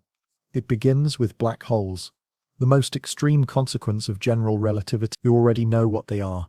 Points of no return, where gravity overwhelms every other force. When a star dies, it can collapse into a black hole, a place where the curvature of space-time becomes so intense, nothing, not even light, can escape. But black holes don't just swallow matter, they also swallow information. Or so it seems. Let's say you throw a book into a black hole. That book has information. Ink on pages, words, sentences, ideas. But when it crosses the event horizon, all of that structure is lost. The book disappears. The black hole grows slightly bigger, but it doesn't seem to care whether you threw in a book or a rock, or a planet. From the outside, it all looks the same. This leads to a problem. A big one. Because in quantum physics, information can't just vanish. The laws say that, no matter how complex a system gets, its information is preserved. In principle, if you knew everything about a particle today, you could rewind and figure out where it came from. But black holes challenge that. They take information and erase it. Or do they? That's where Stephen Hawking comes in. In the 1970s, he made a surprising discovery. He found that black holes aren't entirely black. They emit radiation. Slowly, subtly, over time, they leak energy. This is now known as Hawking radiation. It's a quantum effect, not predicted by relativity alone. And it means that black holes can evaporate. Over billions of years, they lose mass. They shrink. And eventually, they disappear. But that leads to a terrifying conclusion. If the black hole vanishes, and the radiation it gave off is random, then the information is gone forever. That breaks quantum mechanics. So something has to give. Maybe the radiation isn't truly random. Maybe the information is hidden in it somehow, encoded in subtle correlations we don't yet understand. Or maybe, and this is where things get wild, maybe the information isn't inside the black hole at all. Maybe it's on the surface. That's the idea behind the holographic principle. Imagine this. Everything that falls into a black hole, the mass, the charge, the spin, and the information, gets imprinted on the event horizon, the outer surface, like data on a hard drive. The black hole doesn't keep the information inside. It encodes it on the boundary. And if that works for black holes, maybe it works for the universe too. What if everything we experience, our bodies, planets, stars, galaxies, is just a three-dimensional projection of information encoded on a distant two-dimensional surface? It sounds absurd, but it's backed by math. In certain models of string theory, this is exactly what happens. You can take a higher dimensional gravitational system and describe it perfectly using a lower dimensional quantum system, one with no gravity at all. In other words, gravity might be an illusion, an emergent phenomenon, something that arises not from mass-bending space-time, but from entanglement, from the way quantum information connects across space. That flips everything. Instead of seeing space as a container, we start to see it as a construct, the sea of time flowing like a river. It becomes a parameter, a way of organizing events based on entangled relationships. Space and time become tools, not foundations. And relativity? It's still there, but now it's sitting atop something deeper. A sea of information. Even Einstein couldn't have predicted this. But in a way, he started it. He showed us that time wasn't absolute, that space could stretch, that reality was flexible. That was the first break in the shell. And now, a century later, the cracks have widened. We're beginning to see what might lie underneath. It's not just about black holes anymore. It's about the universe as a whole.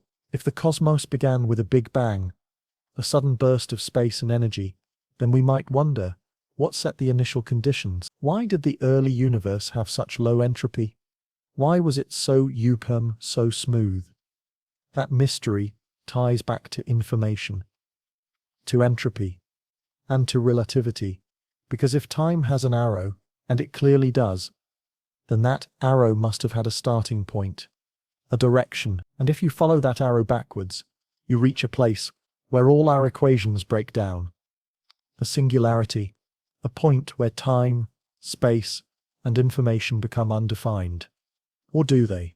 Some physicists now believe the Big Bang wasn't the beginning, but a transformation, that the universe didn't start from nothing, it transitioned from something else. Maybe a collapsing universe on the other side. Maybe a fluctuation in a broader multiverse. Maybe a quantum bounce, where space-time contracted, then rebounded. In all of these ideas, one theme keeps returning: information.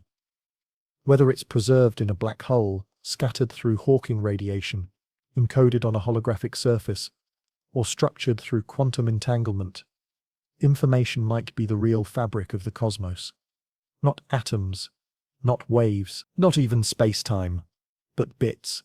Quantum bits, entangled, evolving, interacting. And relativity, it's how those bits look when we zoom out. The bending of space, it's a reflection of how information is distributed. The stretching of time, it's how information flows. The speed of light, it's the maximum rate at which information can travel. Suddenly, the constants of nature become constraints on computation. The universe becomes a processor, not metaphorically, literally.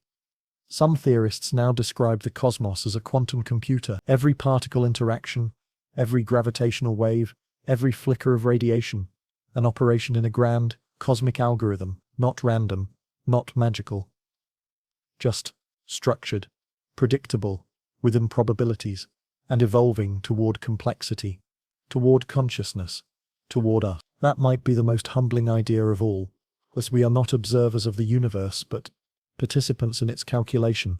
But when we think, dream, or feel, we're not stepping outside the laws of physics, we are them, unfolding. The speed of thought, the level of memory, the rhythm of time, all synced to the same underlying system. We are space-time, become aware of itself. And relativity? That was our first hint.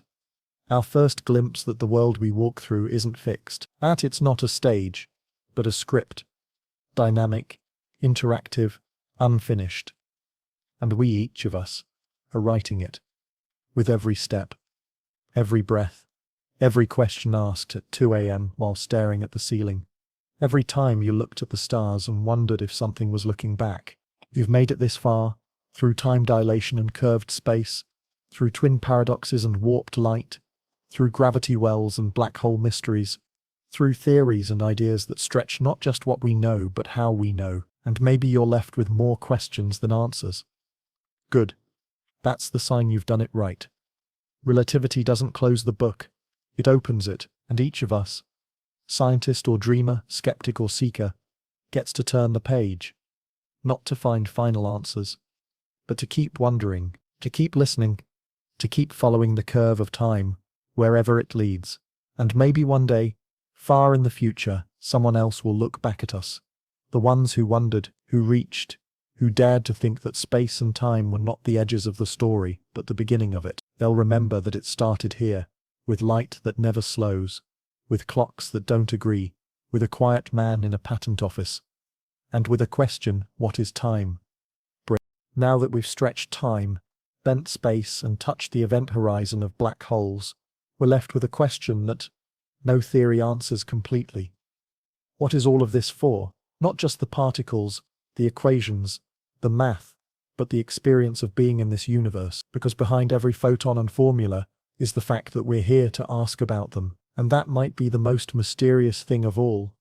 We started with Einstein, a man with no university job, scribbling ideas between patent applications, a man who looked at the speed of light and saw that time itself must be flexible, that simultaneity is relative, that gravity isn't a force, but a shadow of curved geometry. He changed physics forever.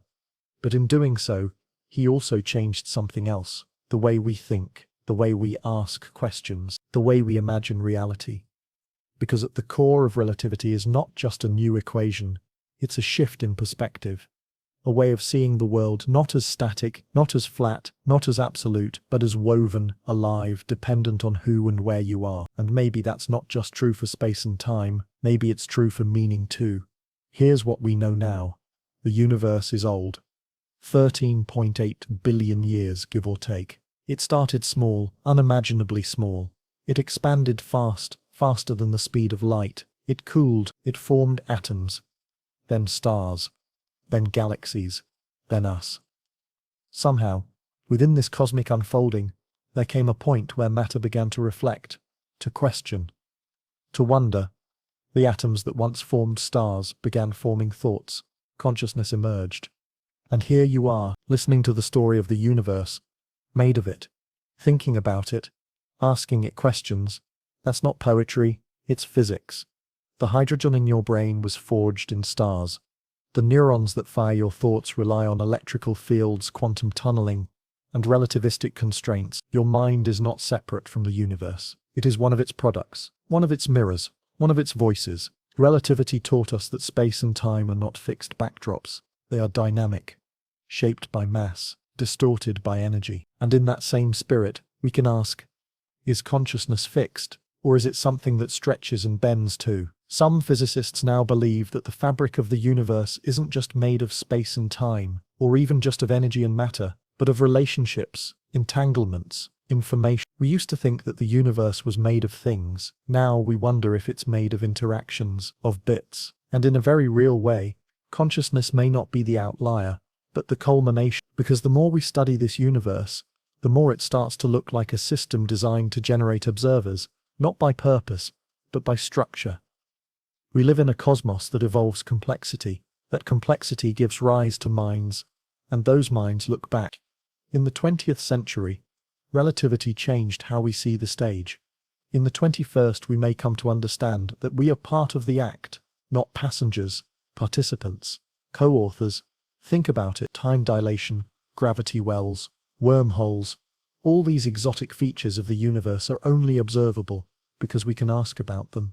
A rock doesn't wonder, a photon doesn't care, but a conscious being can say, what if? And that simple phrase, what if, is the spark that makes this whole journey worthwhile.